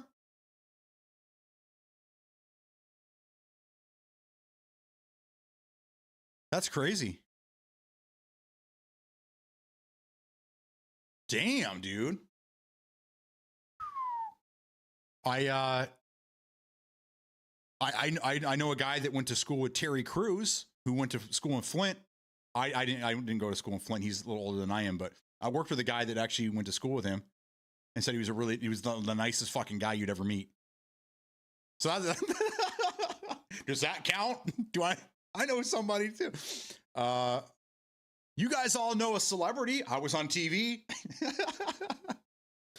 Oh, and I feel bad for you guys that missed that clip. Oh, such a good one. An oldie but a goodie. I was 21 years old in that commercial. Anyhow, shit's wild. Eventually, I visited 3 times. Okay. What makes you want to move to Boston? That's interesting. I would love to. I mean, I wish I was smart enough to go to either one of those schools, but MIT, I would have loved going to MIT. My son went to Kettering, and when we dropped him off, we did a tour of the facilities. I was jealous. I told him, hey, if you need a roommate, I'm more willing to room with you so we can go to school with you. I would have loved to go to Kettering. Engineering is another thing that I wish I would have pursued. Military and engineering are 2 things. And then the wife brought into play a detective recently, which I could still do. I think I'm still young enough that I could get into the police academy and become a detective. I don't know. Another lifetime.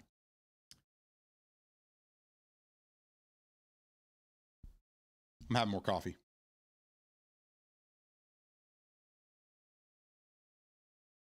So for those that weren't here earlier, if you weren't here and you already answered the question, I'm leaving this for other people. The whole thing today was 9/11. It was never forget. And I asked, do you guys remember where you were on 9/11? A couple of us were in our pajamas. A couple of us were in school. A lot of people in school. They had to take cover under desks and things like that because again, we didn't know what was going on. It was very scary. Harm's Way was in school. It was a very scary situation for a lot of people. I was 20, and I was at home. I had my own apartment, and my oldest son, my firstborn, was 3 at the time.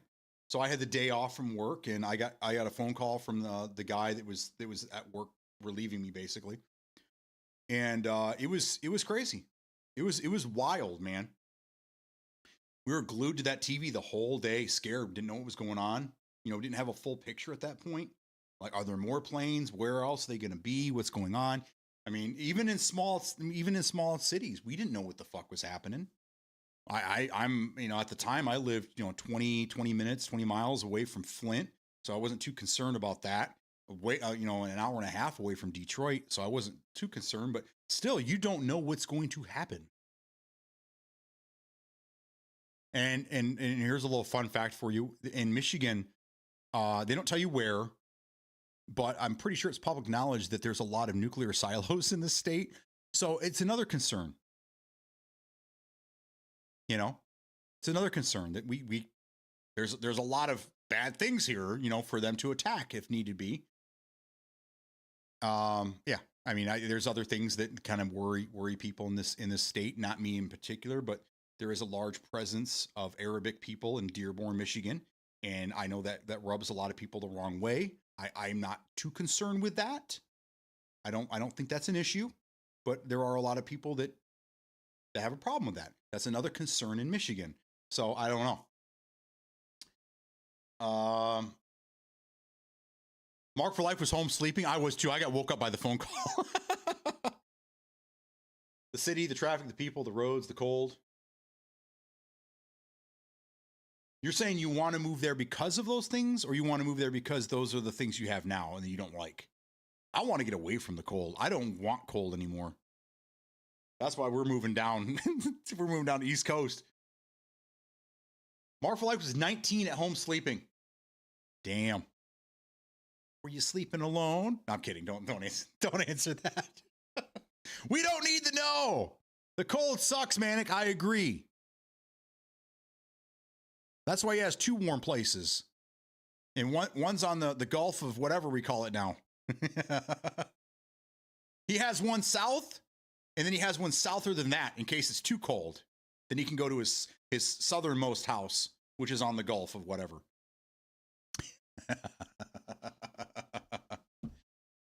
Oh, God. Where were you, Manic? Did you answer earlier? The Gulf of Manic Nomad. I like that better. Where were you on 9/11? Where were you at? What were you doing? Do you remember where you were? I think everyone will remember that. Unless you weren't around, then you obviously don't remember. Or you were 4. We had that earlier. There were someone was 4. And I was like, you probably don't remember any of that except for, your parents might be a little upset if you remember anything at all. Yesterday was a day most of America saw what we see here every day, seeing people shot 30 feet in front of me. Yeah. That was scary, man. That was a bad situation for a lot of people there. Same thing last year. When Trump was shot, he didn't die. He got grazed or whatever, but someone behind him in the stand caught that bullet that was meant for him. These things are scary. And a lot of people don't want to be in crowded places anymore because of these shootings. So if we weren't divided before COVID, we are divided now because of COVID. A lot of people went into their houses and they didn't come out for years. And it's hard to get back into the herd again, into groups when you've been sequestered for so long. And then on top of that, now we have mass shootings. So the people that are willing to get together in bigger groups are now kind of scared to do that because in large groups come big shootings. So, I mean, we're divided every day. It seems like there's another division, another rift between us, and it's not good. We need to be uniting and not dividing. And that's what kind of upsets me about today is that 24 years ago on this day, we all became united, and we were for years after that. And we started to slowly get away from that. And here we are. This morning, I started this show at 9:30. I started the stream at 9:30. You guys that joined me at that time had heard nothing in the news or the media about 9/11. Nothing. I was the one that reminded you this morning about 9/11. That's sad. I shouldn't be the one telling you and reminding you it's 9/11.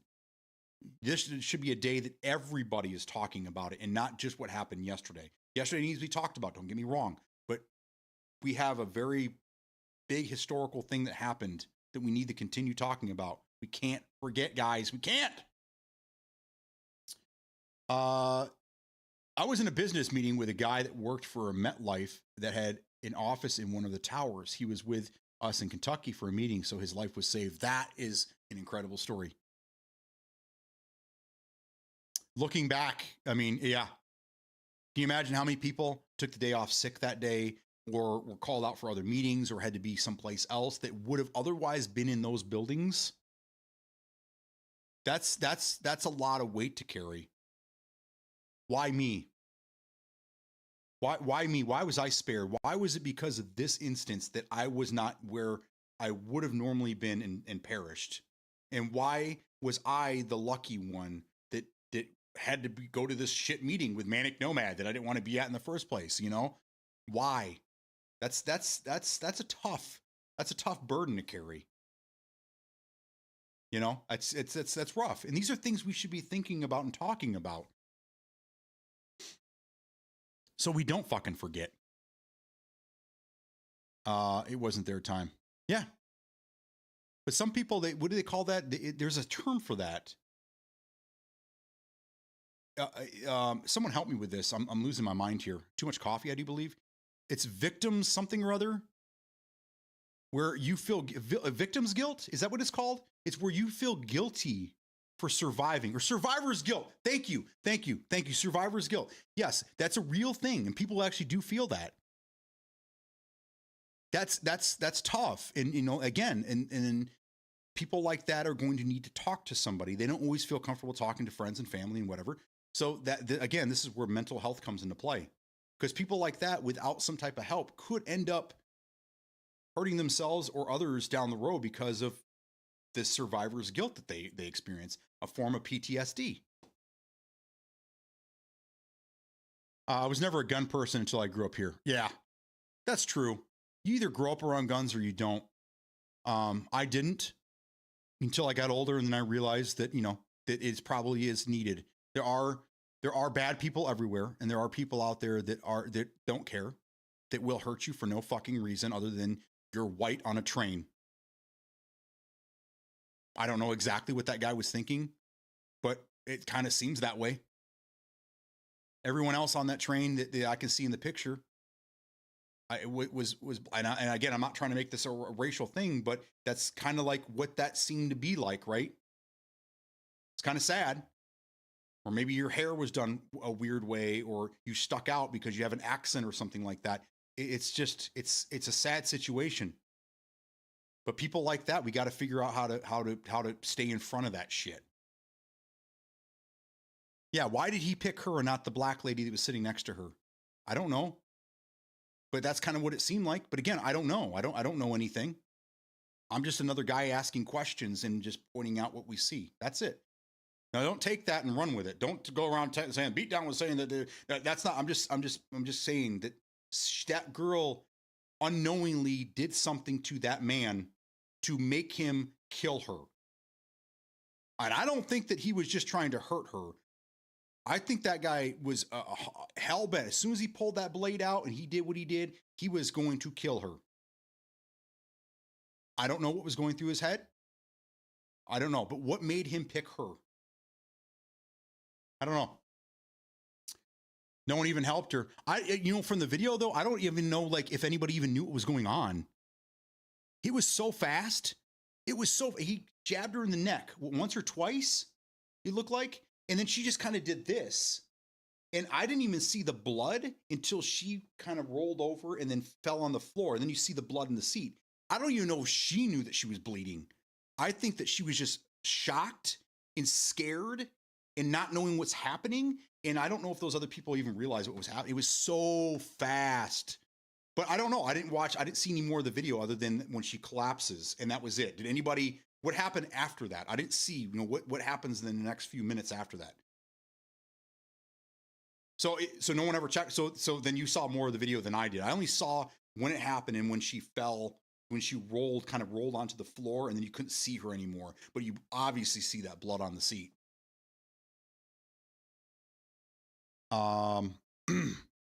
Ultimate Shadow Wolf, how are you? It's good to see you again. I'm great. I'm fantastic. I didn't really need them when I was younger. It's just gotten worse and worse, closer and closer every year.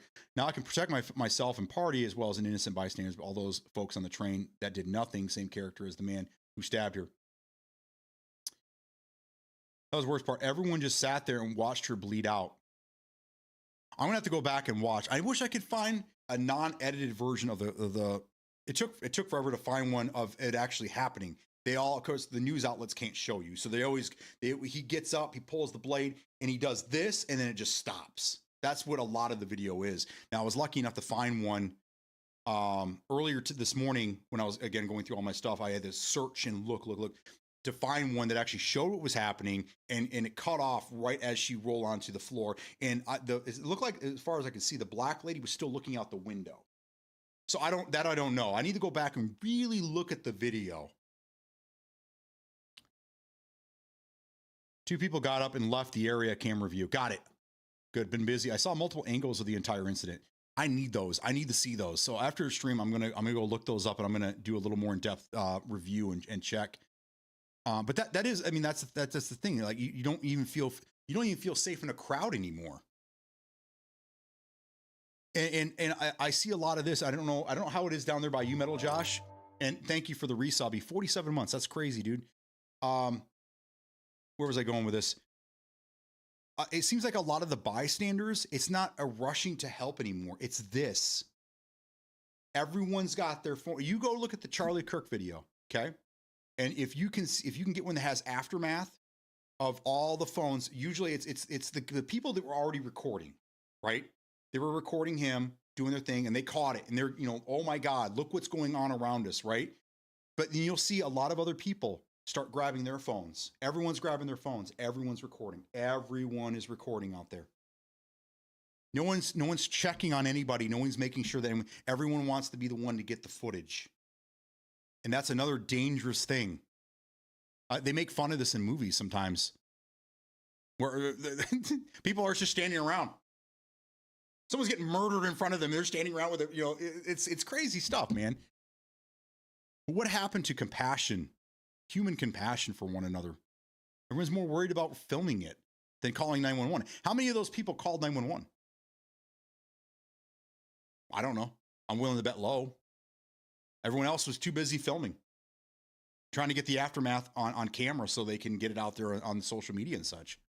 It's scary shit. So there's a good chance that you could be targeted or you could be hurt in a large group. And while you're on the ground bleeding out, hoping that somebody around you, all these people, I'm not going to die. I'll be okay. All these people, I'm not alone someplace. And they're all filming you as you bleed out. That's scary to think that you could die around other people that could otherwise be helping you because they're more worried about getting the footage. That's scary, guys. That's the world we live in right now. The guy that killed her said, I got that white bitch. Okay, so there you go. He's with his own mouth. He said, I got that white girl, not bitch, but may as well have. I got you. Okay.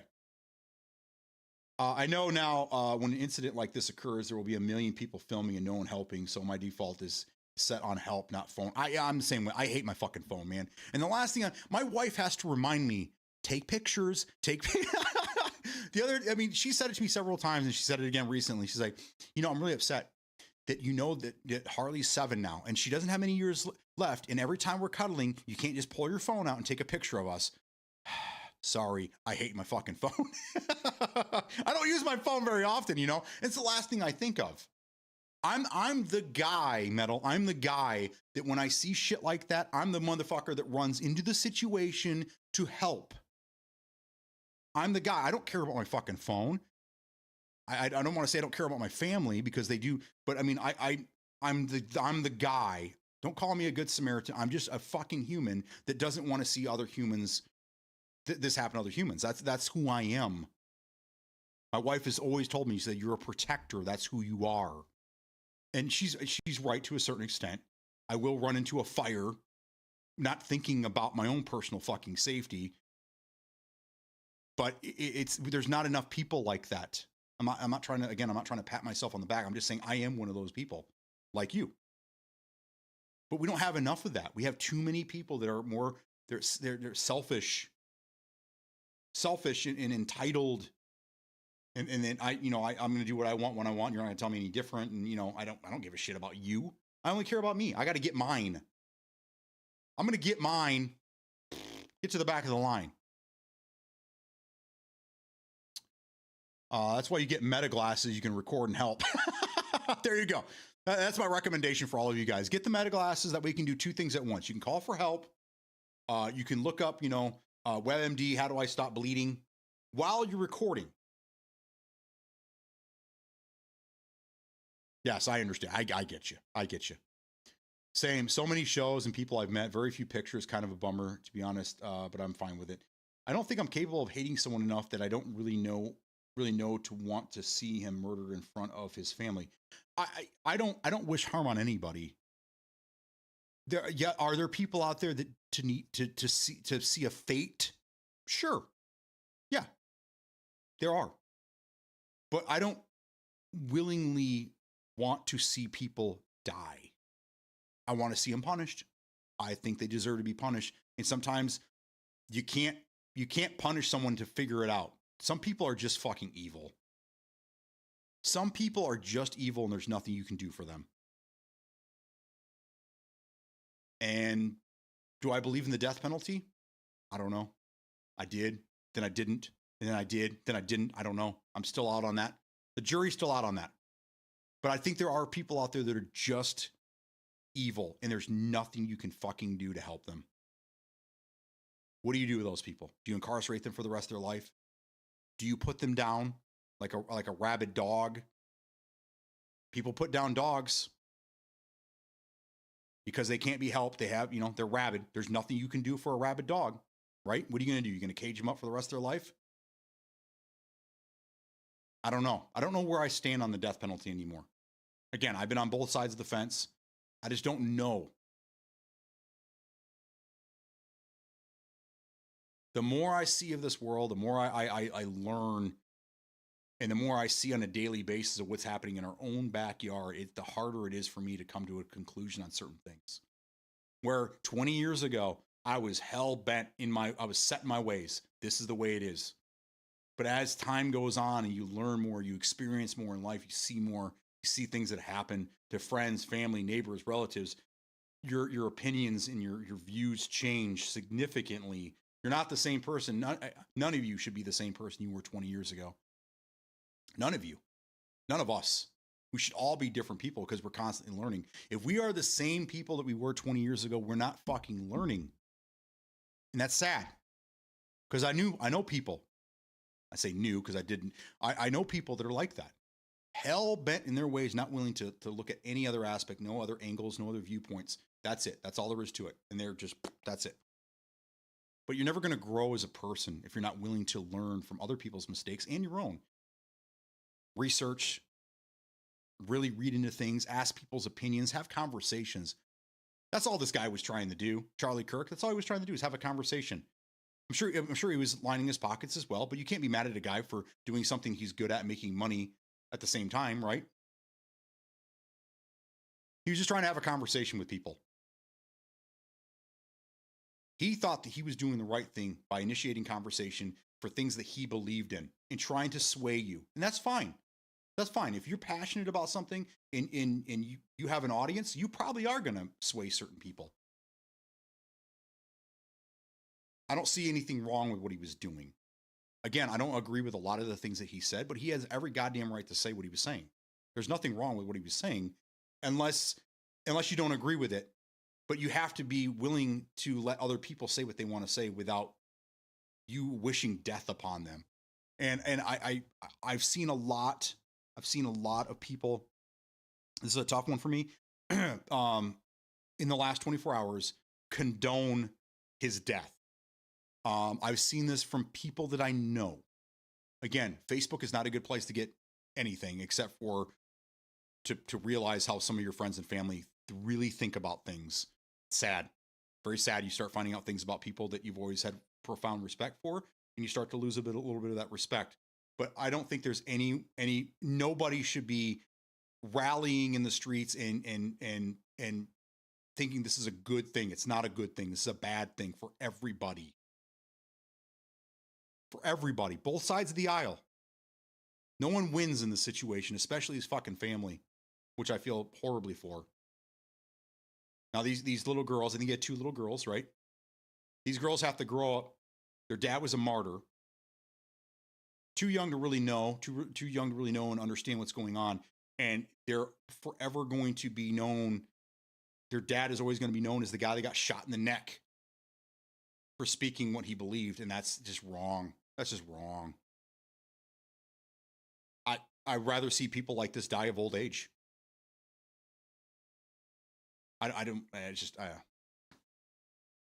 It's sad to see people saying this shit. He got what he deserved. Did he say stupid things? I mean, are you guys seeing a lot of this? Okay, so let me back up for a second.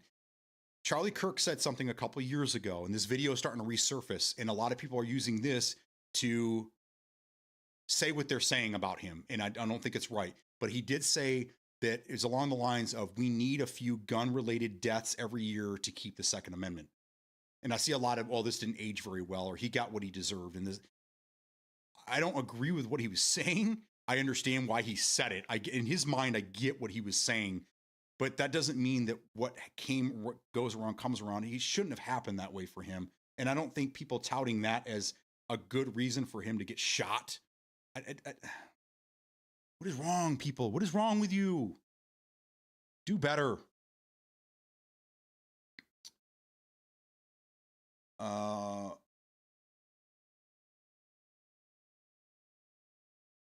don't think I'm capable of hating someone enough to murder him in front of his family. Always apply pressure. Best thing you can do. I agree. That's a good one. I personally have, I've personally been in a situation where I had to do that, and yeah, it's not a good situation.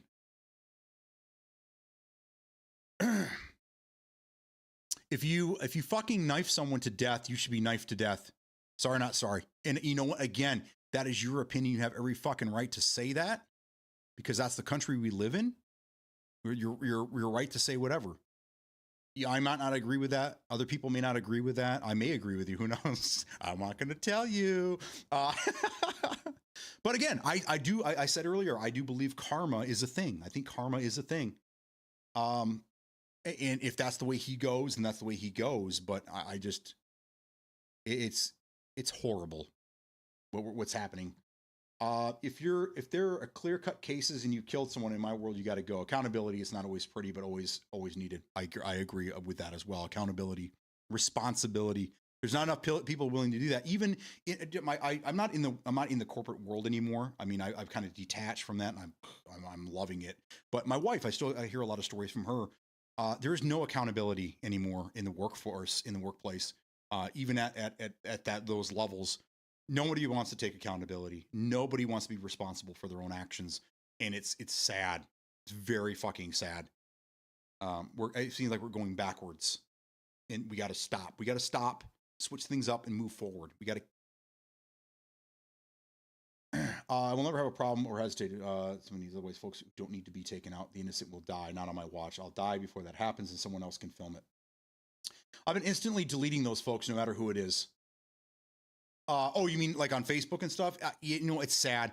There's a lot of people that I have on Facebook that, again, I don't spend a lot of time on there, and I don't like posts, and I kind of stay the fuck off of it. I'm more of a Facebook voyeur. I keep it, and the wife asked me if I hate Facebook so much, why do I still have it on my phone? Why do I still go there daily? It's because I am more interested in knowing what everybody else is thinking, their thought process. It's knowledge will keep you alive as well, right? So if someone in your circle starts acting a little squirrely, maybe it's time to either detach from that person or try to help that person out before it becomes an issue. Because I think everybody that has done something horrible at some point gave signs before they did anything crazy. They gave signs to somebody somewhere that could have been stopped. So that's why I don't delete people on Facebook. Not saying you're doing anything wrong. Again, you do your thing. But for me, I keep these people close because I need to know what they're thinking.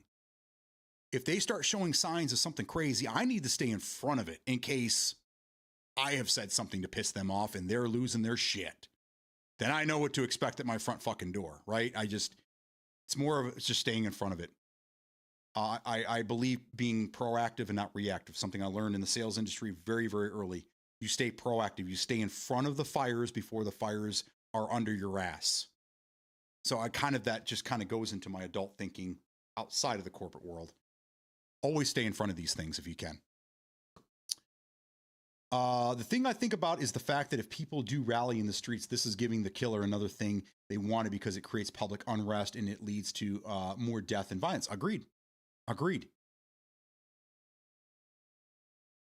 It's, again, these situations should be uniting us, and it seems like they divide us even more because we have these people that are, serves him right. He should get shot in the fucking, should have got shot in the head. I'm seeing horrible comments, guys. These aren't my comments.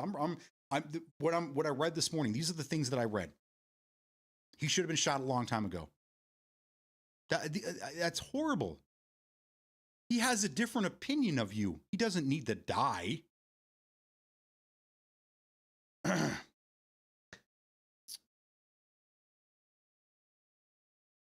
He said it's worth a couple deaths every year to preserve the Second Amendment. Yes. Yeah, that's. I knew it was something along those lines. I couldn't verbatim. I couldn't get it. That's why I didn't do the air quotes or anything. It was something along the lines of this. And yeah, that's. I don't agree with that. I think that's a terrible thing to say. I understand why he said it, knowing who he is and doing the research I've done on this guy. I understand why he said it, but it doesn't mean it was right to be said. And it doesn't mean I agree with what he said.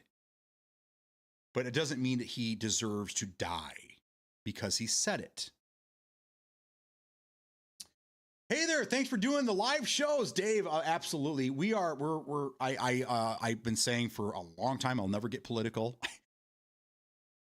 So much for that shit. I think I've been doing a pretty good dancing the line today. I think I did a pretty good job of dancing on an unbiased line. I have given you guys kind of a look inside of my viewpoints, and I have told you guys a couple of things that I normally wouldn't, just because we were typically a video game show here. We try to keep politics out of things, but today there's a lot at stake here. Number one, I'm sad to find out that for a lot of people that showed up this morning, I was the only one that said anything about 9/11. That right there is a huge red flag for me. I don't think that's right. We need to fucking do something about it, like right now. We're only 24 years away. I know that 24 years is a long time, but it's not. We didn't forget World War II in 24 years, right? Even though that was huge. And I shouldn't really compare the two, but this is a huge issue that took place. It changed the world. It changed our country. It changed everything, and it united us. And for me to find out that a lot of you guys didn't know didn't hear anything about it anywhere other than here this morning, that's a fucking problem. And then we got talking about Charlie Kirk, because that's another issue that we can't just ignore, because that divided us even more yesterday and today. I'm seeing the lines are dividing again. On a day where we should be coming together, we are more divided than ever. So unfortunately, it was out of my control. I never really had control of this. I kind of figured this was going to happen, but I'm not gonna shy away from it. Right? I'm here to embrace it, guys. We need to have these conversations. If nobody's going to do anything, somebody has to do something. I'm somebody, I guess. We can have these conversations and not fucking hate each other and wish death upon each other. I don't agree with some things that some people say. You don't agree with some things that I say.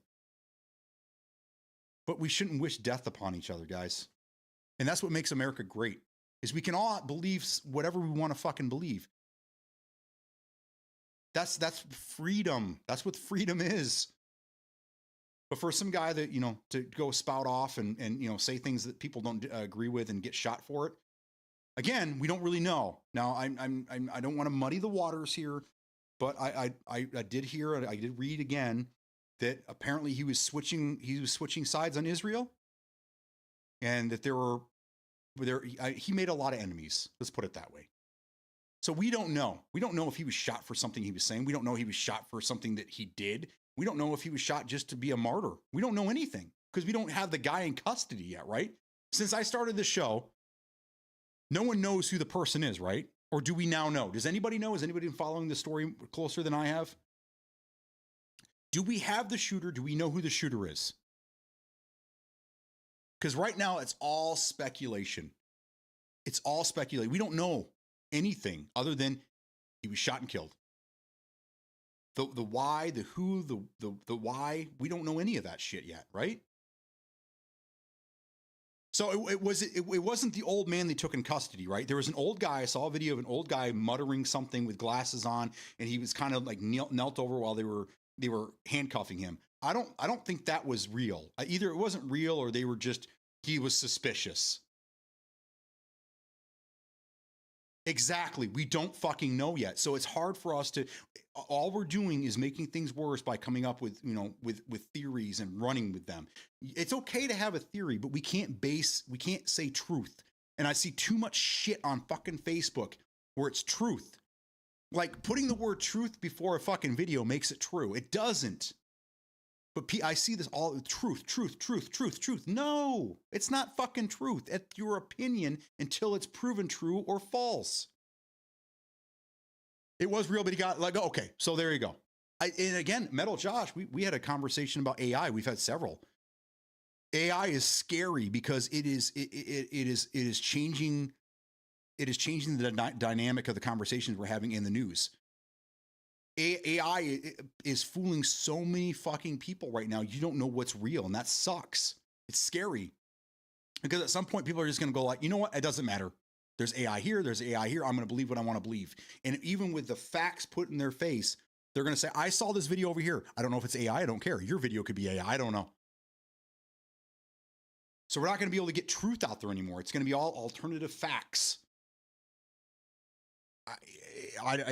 And I don't know. I don't have answers, guys. All I know is, again, how to start a conversation and keep the conversation moving. We need real answers to a lot of these questions. Unfortunately, we're not going to get them, I don't think. The shooter for the Trump shooter last year, we knew a couple things about him. Okay. We don't know a lot about the guy, but that story disappeared. It went away. Why aren't we? I don't know. I know less about him than I know about Charlie Kirk at this point, even though he wasn't the shooter, but he's in the news right now. We don't know a lot about that shooter, man. There was a couple things. There was a couple things that happened that both sides were pointing fingers about. When he was 17, he spent, I think he donated like $10 to a Democratic party of some sort. Okay. There's a lot of theories behind why he did that. When he turned 18, he registered as a Republican. Both sides are pointing fingers at the other. But other than that, we don't know anything else about the kid. He got the gun from his dad. I think his dad was in trouble for a short period of time, and then it just went away.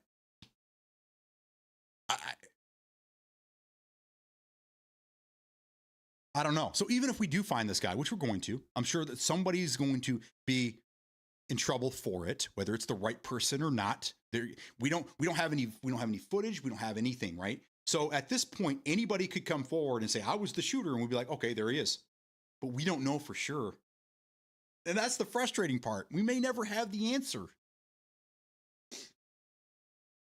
Your friends close, enemies closers. Enemies are things dipshits are not. That's right. There's no value for human life. I don't think it's dancing the line. You're being respectful to all sides. Thank you. I wasn't here, but I remembered there was a lot of loss in 24 hours. That's making a wave. Yes. And don't forget the school shooting in Colorado. We don't want that to be, overshadowed by any of this that's going on right now.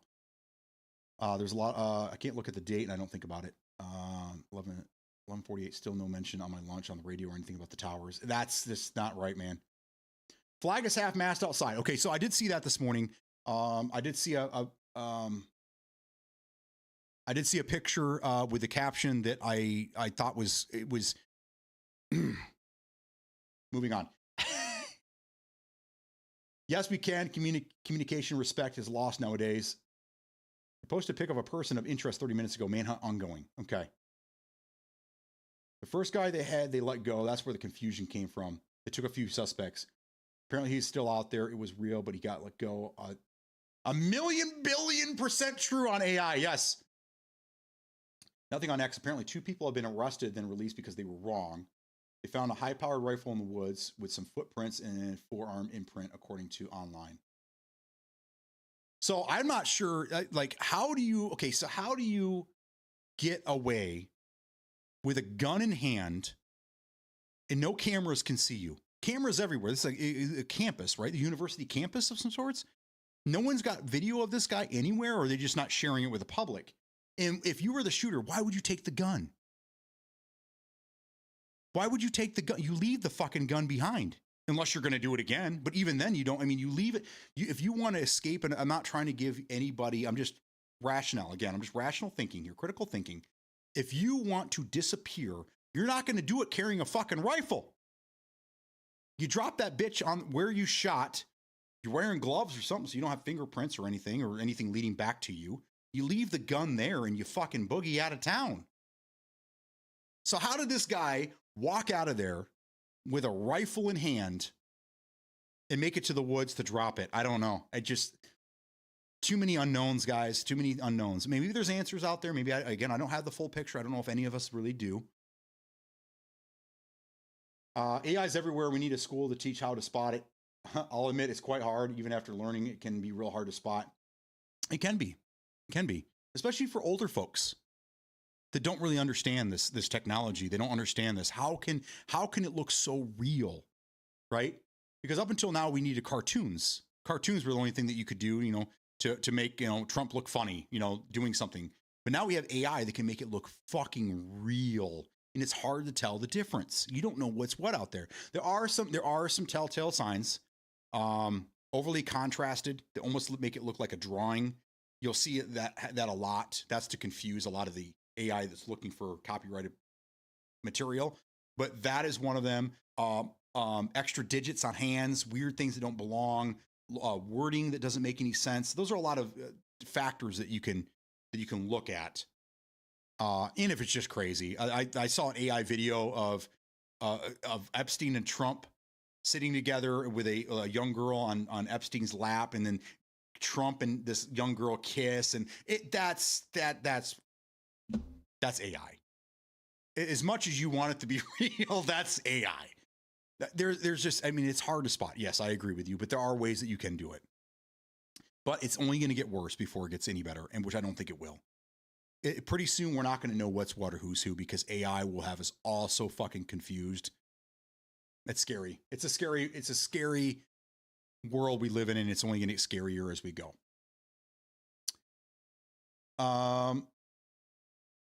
Did you guys see the AI Bigfoot videos? Yes. And did you see that a company picked them up to do commercials for them now?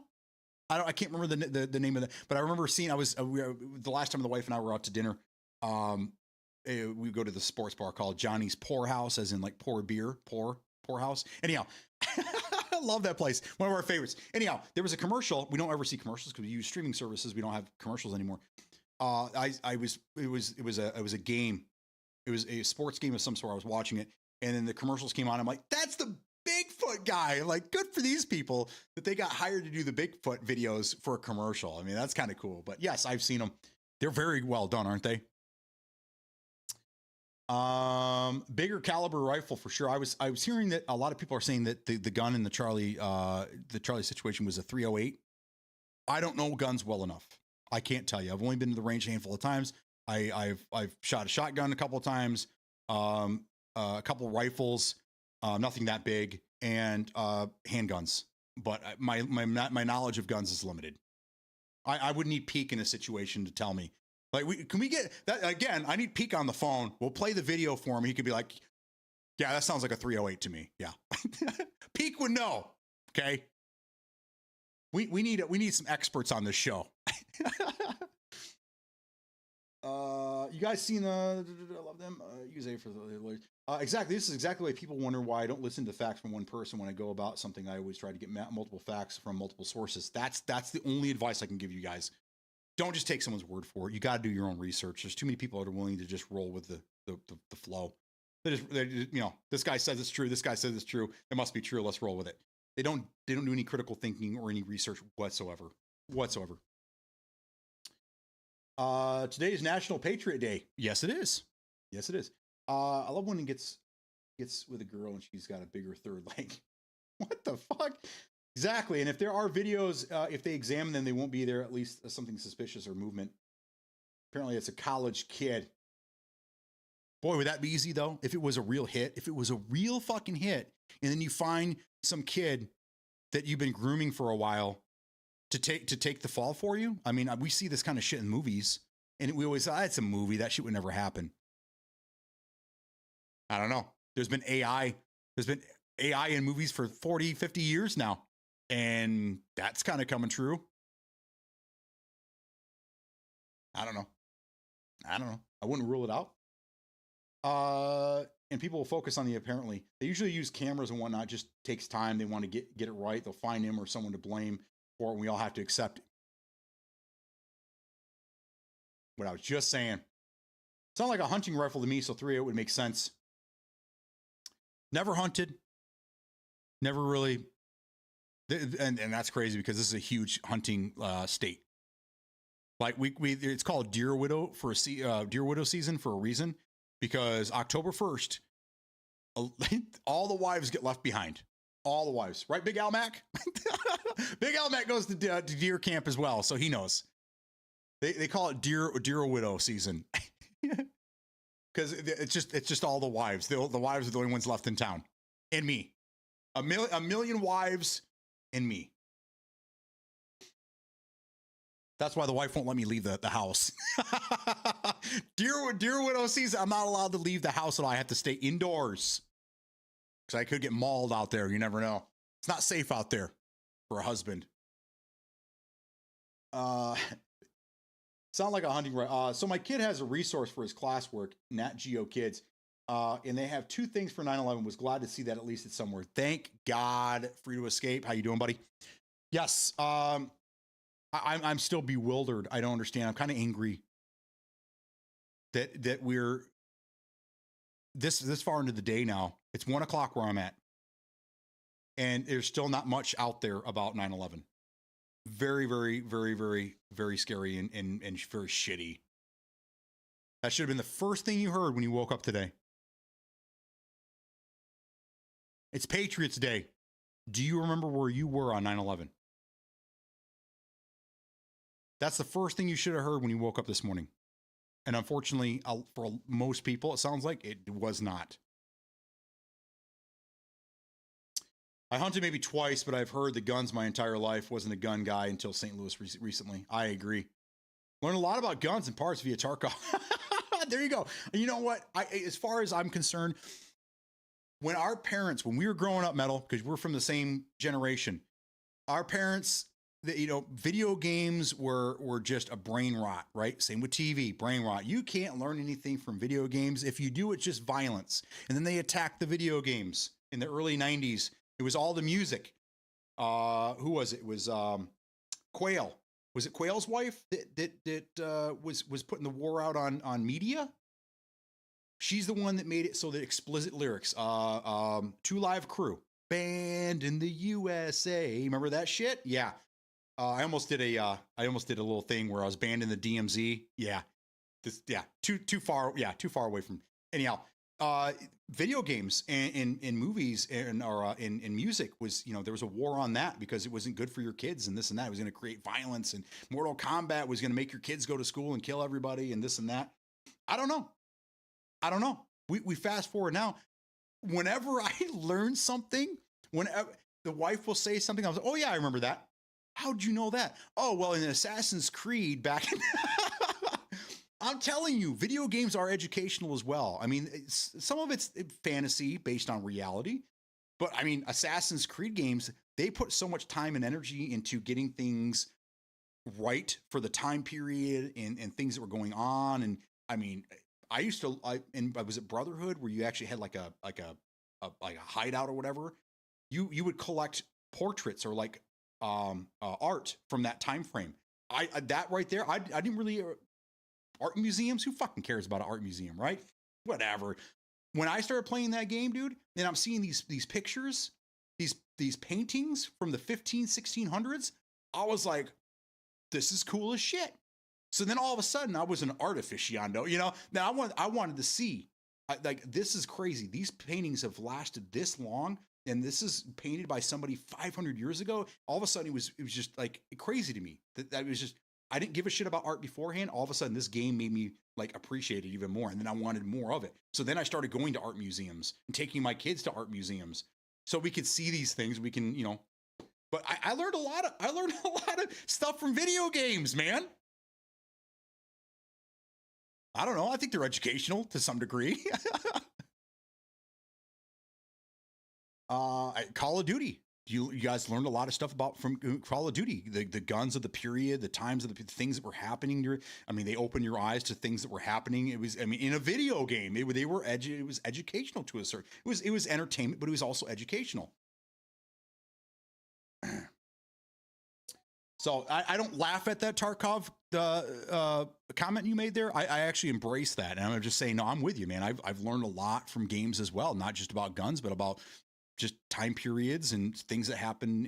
There was a game. It might have been called. I think it was called Darkest Days. It was on the 360.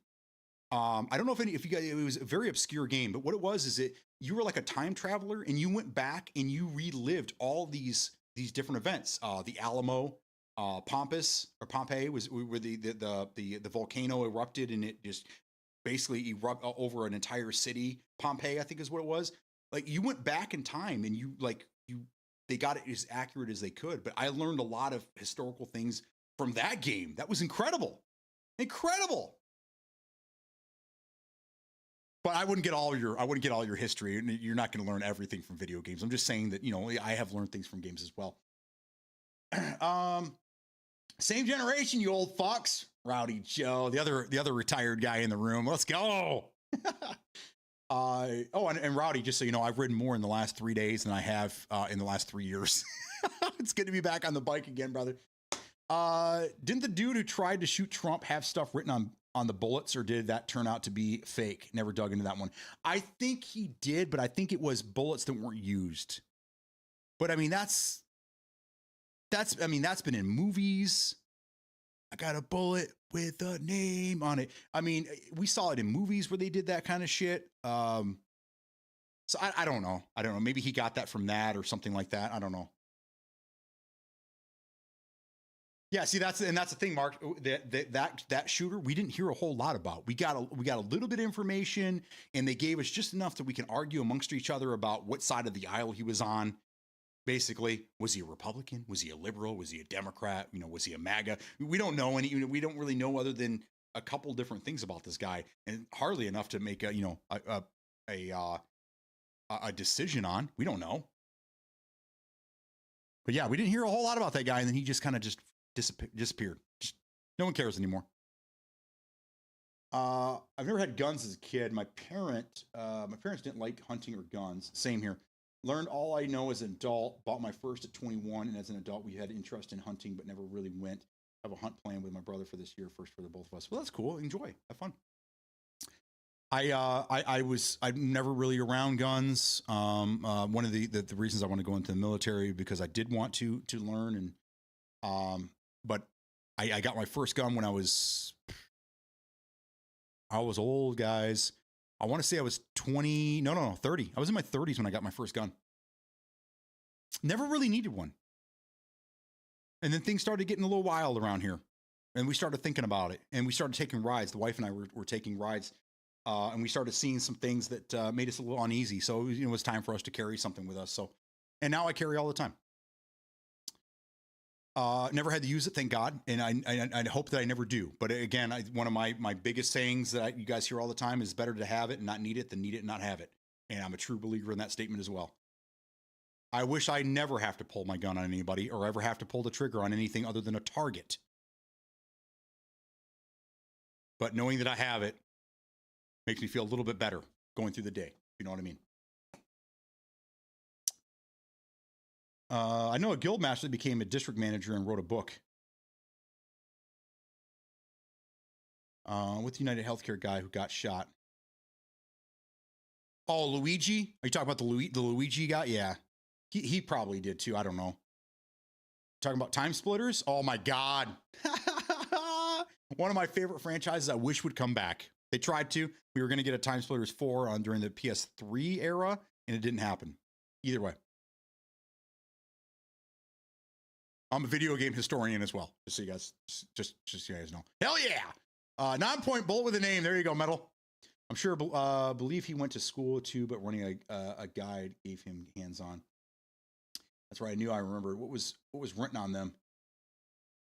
I've learned a lot about guns and had dreams of making my own company and designs before it got so controversial. Follow through with your dreams, brother. Do it. Do it.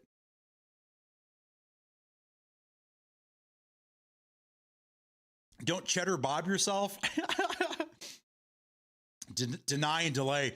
That's actually quite cryptic, being as where it happened and why he did it. Yeah, so because he was using an algorithm. This CEO was using an algorithm to determine who lived or died, which is evil in itself. And this guy had a history of just denying everyone. letting it ride out in court, letting people die. He was an evil person. I think he was evil in his. Did he deserve to get shot and killed in the streets? I don't. I think that he should have had his day in court. But again, I don't know. I mean, we see a lot of these things. They get a slap on the wrist, or they get to go serve time in a fucking country club fucking prison. They don't get put in with the inmates that, you know, we see on TV. They don't get put in with these other people that you know, that other. It's a white collar crime. And a lot of these times, they either get off, or they get out early, and they don't really have to pay their debt to society as most people do. So it is a hard one. Do you think that guy, I mean, the way that he was playing God with people's health, do you think that he deserved? There's one right there. He didn't necessarily pull the trigger, Metal. He didn't necessarily open the knife and insert it into someone's neck, but he was willingly and knowingly killing people. Does he deserve the death penalty? And that's why we have these conversations. This is why we're talking about it, because it seems clear and cut sometimes. But then when you add different parameters to the story, to the situation, it becomes less easy to say yay or nay. Kevorkian. Does everyone remember Dr. Kevorkian? Jeffrey Feiger, by the way, he's still in business up here in Michigan. Dr. Kevorkian was a well-known doctor. He was the doctor of death. He wasn't killing people. He was helping people kill themselves. He was a merciful devil, I guess you would say. And what he was doing was people that had chronic illnesses that they were never going to recover from. He was allowing them, he was helping them commit suicide is what it was.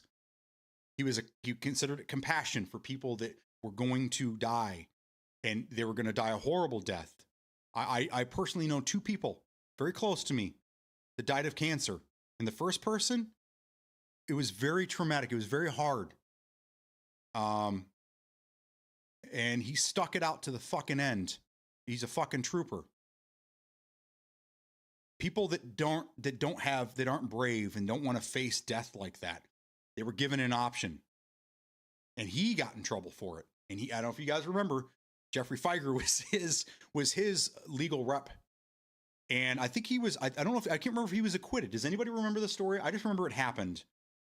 But he was on trial for murder. But he never pulled the trigger. He set up the machines and he put the device in their hands and he left. Sometimes he would stay depending on if the person wanted to have somebody around them. Does that person deserve to die? Is he evil? These are hard conversations to have, but we still have to have them. Because if we don't, we end up with situations like what we did yesterday. If the person that pulled the trigger was doing it because of the things that Charlie was talking about. If it was a hit, it's a different situation.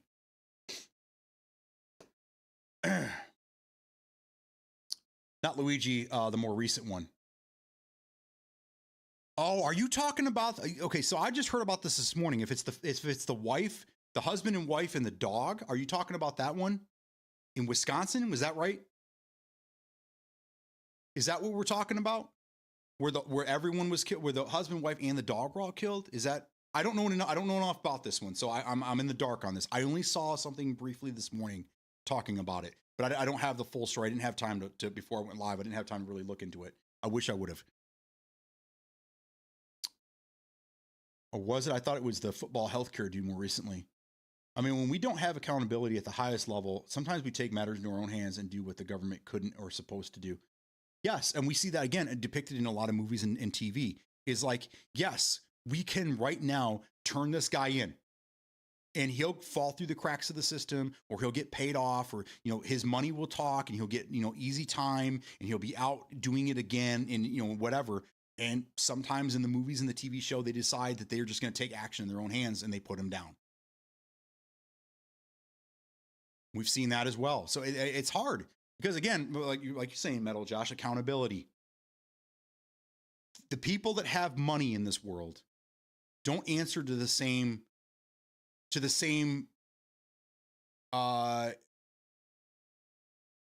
prosecution, I guess you'd say. they don't have to deal with things the way we deal with, right? For us, it's cut and dry. You murder, you go to prison. You murder multiple people, you get killed. You get the death penalty.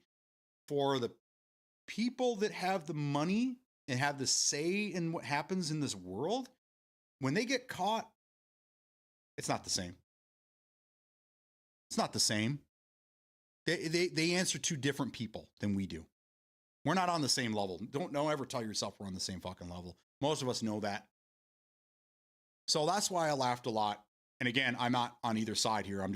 This is just something, this is a perspective. This is just something I saw. When the orange man comes out and says, I'm for the everyday American. I'm sorry, I'm doing the wrong person. I'm here for the little people. I'm here, when he's talking about how he is here for you because he is similar to you. He's an all country boy, all American patriot, this and that. He's not, guys. No matter how much he tells you that. He grew up in money. He had money all of his life. Money got him out of problems. Money got him out of trouble. If he was like any of us, he wouldn't have been able to dodge the service. He wouldn't have been able to get out of half of the financial crisis he's been in. None of that. So when people were coming around going, he's just like us, people are telling me, I'm voting for this Trump guy. He's just like us. He's an everyday American. He wants to see this country succeed, this and that. Whether that's true or not, I don't know. But all I know is he was not for you guys. I'm sorry. I just, and that's probably the most political you're going to get out of me. But when people from money tell you they're just like you, they're lying right through their teeth. And if you believe it, I got some beachfront property I want to sell you. Okay, so anyhow, things turned dire there for a second. I'm sorry if you're offended by what I said about Trump. I apologize. I'm just giving you a different perspective to look at. If you like him, cool, great for you. If you don't like him, doesn't really matter because we're all just having a conversation. Doesn't matter where I land. This is a conversation to get you guys thinking. And hopefully next year we don't forget about 9/11 like we did this year, apparently.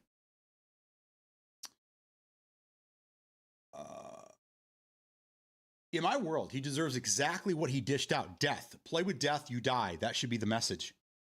Kevorkian had permission from most of the patients. Yeah, I don't remember a situation where he didn't. And again, I'm pretty sure all of his patients did it themselves. He set up the machines. Don't get me wrong. It was all his equipment. But he didn't pull the trigger. He handed it to them and said, when you're ready, there's your option.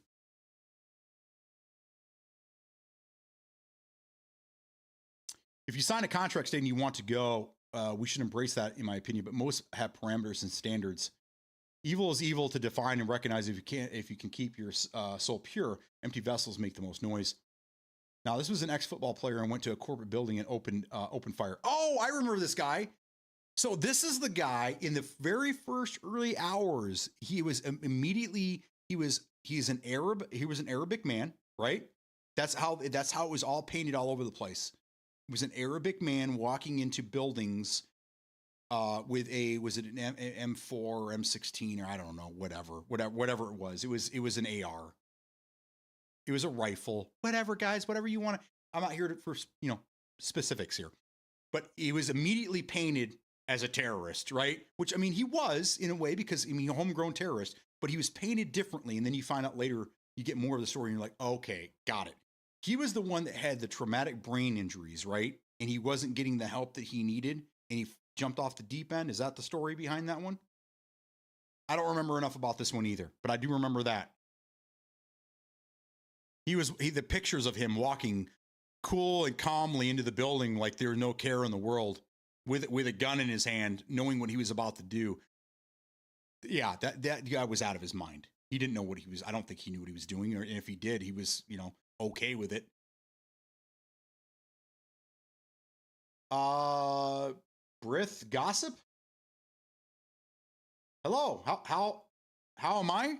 I'm good. I'm good. We're having a good conversation today. I think as a community we fucking did some growing today. I just want you guys to know that it's okay to have your own opinions. It's okay to have a conversation and not lose your shit with other people. We should be able to have this conversation. We should be able to have conversations about anything and everything. And if your viewpoint is different than mine or yours, and back and it doesn't matter. We should be able to have a cool, calm, collected conversation without killing each other. I'll leave you with this because I do have to get going here. And I can't believe 4 hours flew right by with this conversation. So thank you all for being here. But I direct you to a comedian that I was very instrumental to my my teen years and growing up. And again, when I hit the age of reason, 12, 13 years old, I started to look at things differently, including religion that I was, that I grew up in.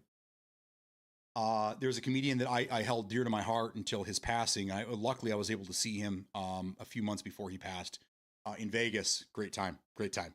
I won't tell you anything about that because that stays out there. But anyhow, George Carlin, one of the greatest minds, I think, of his generation.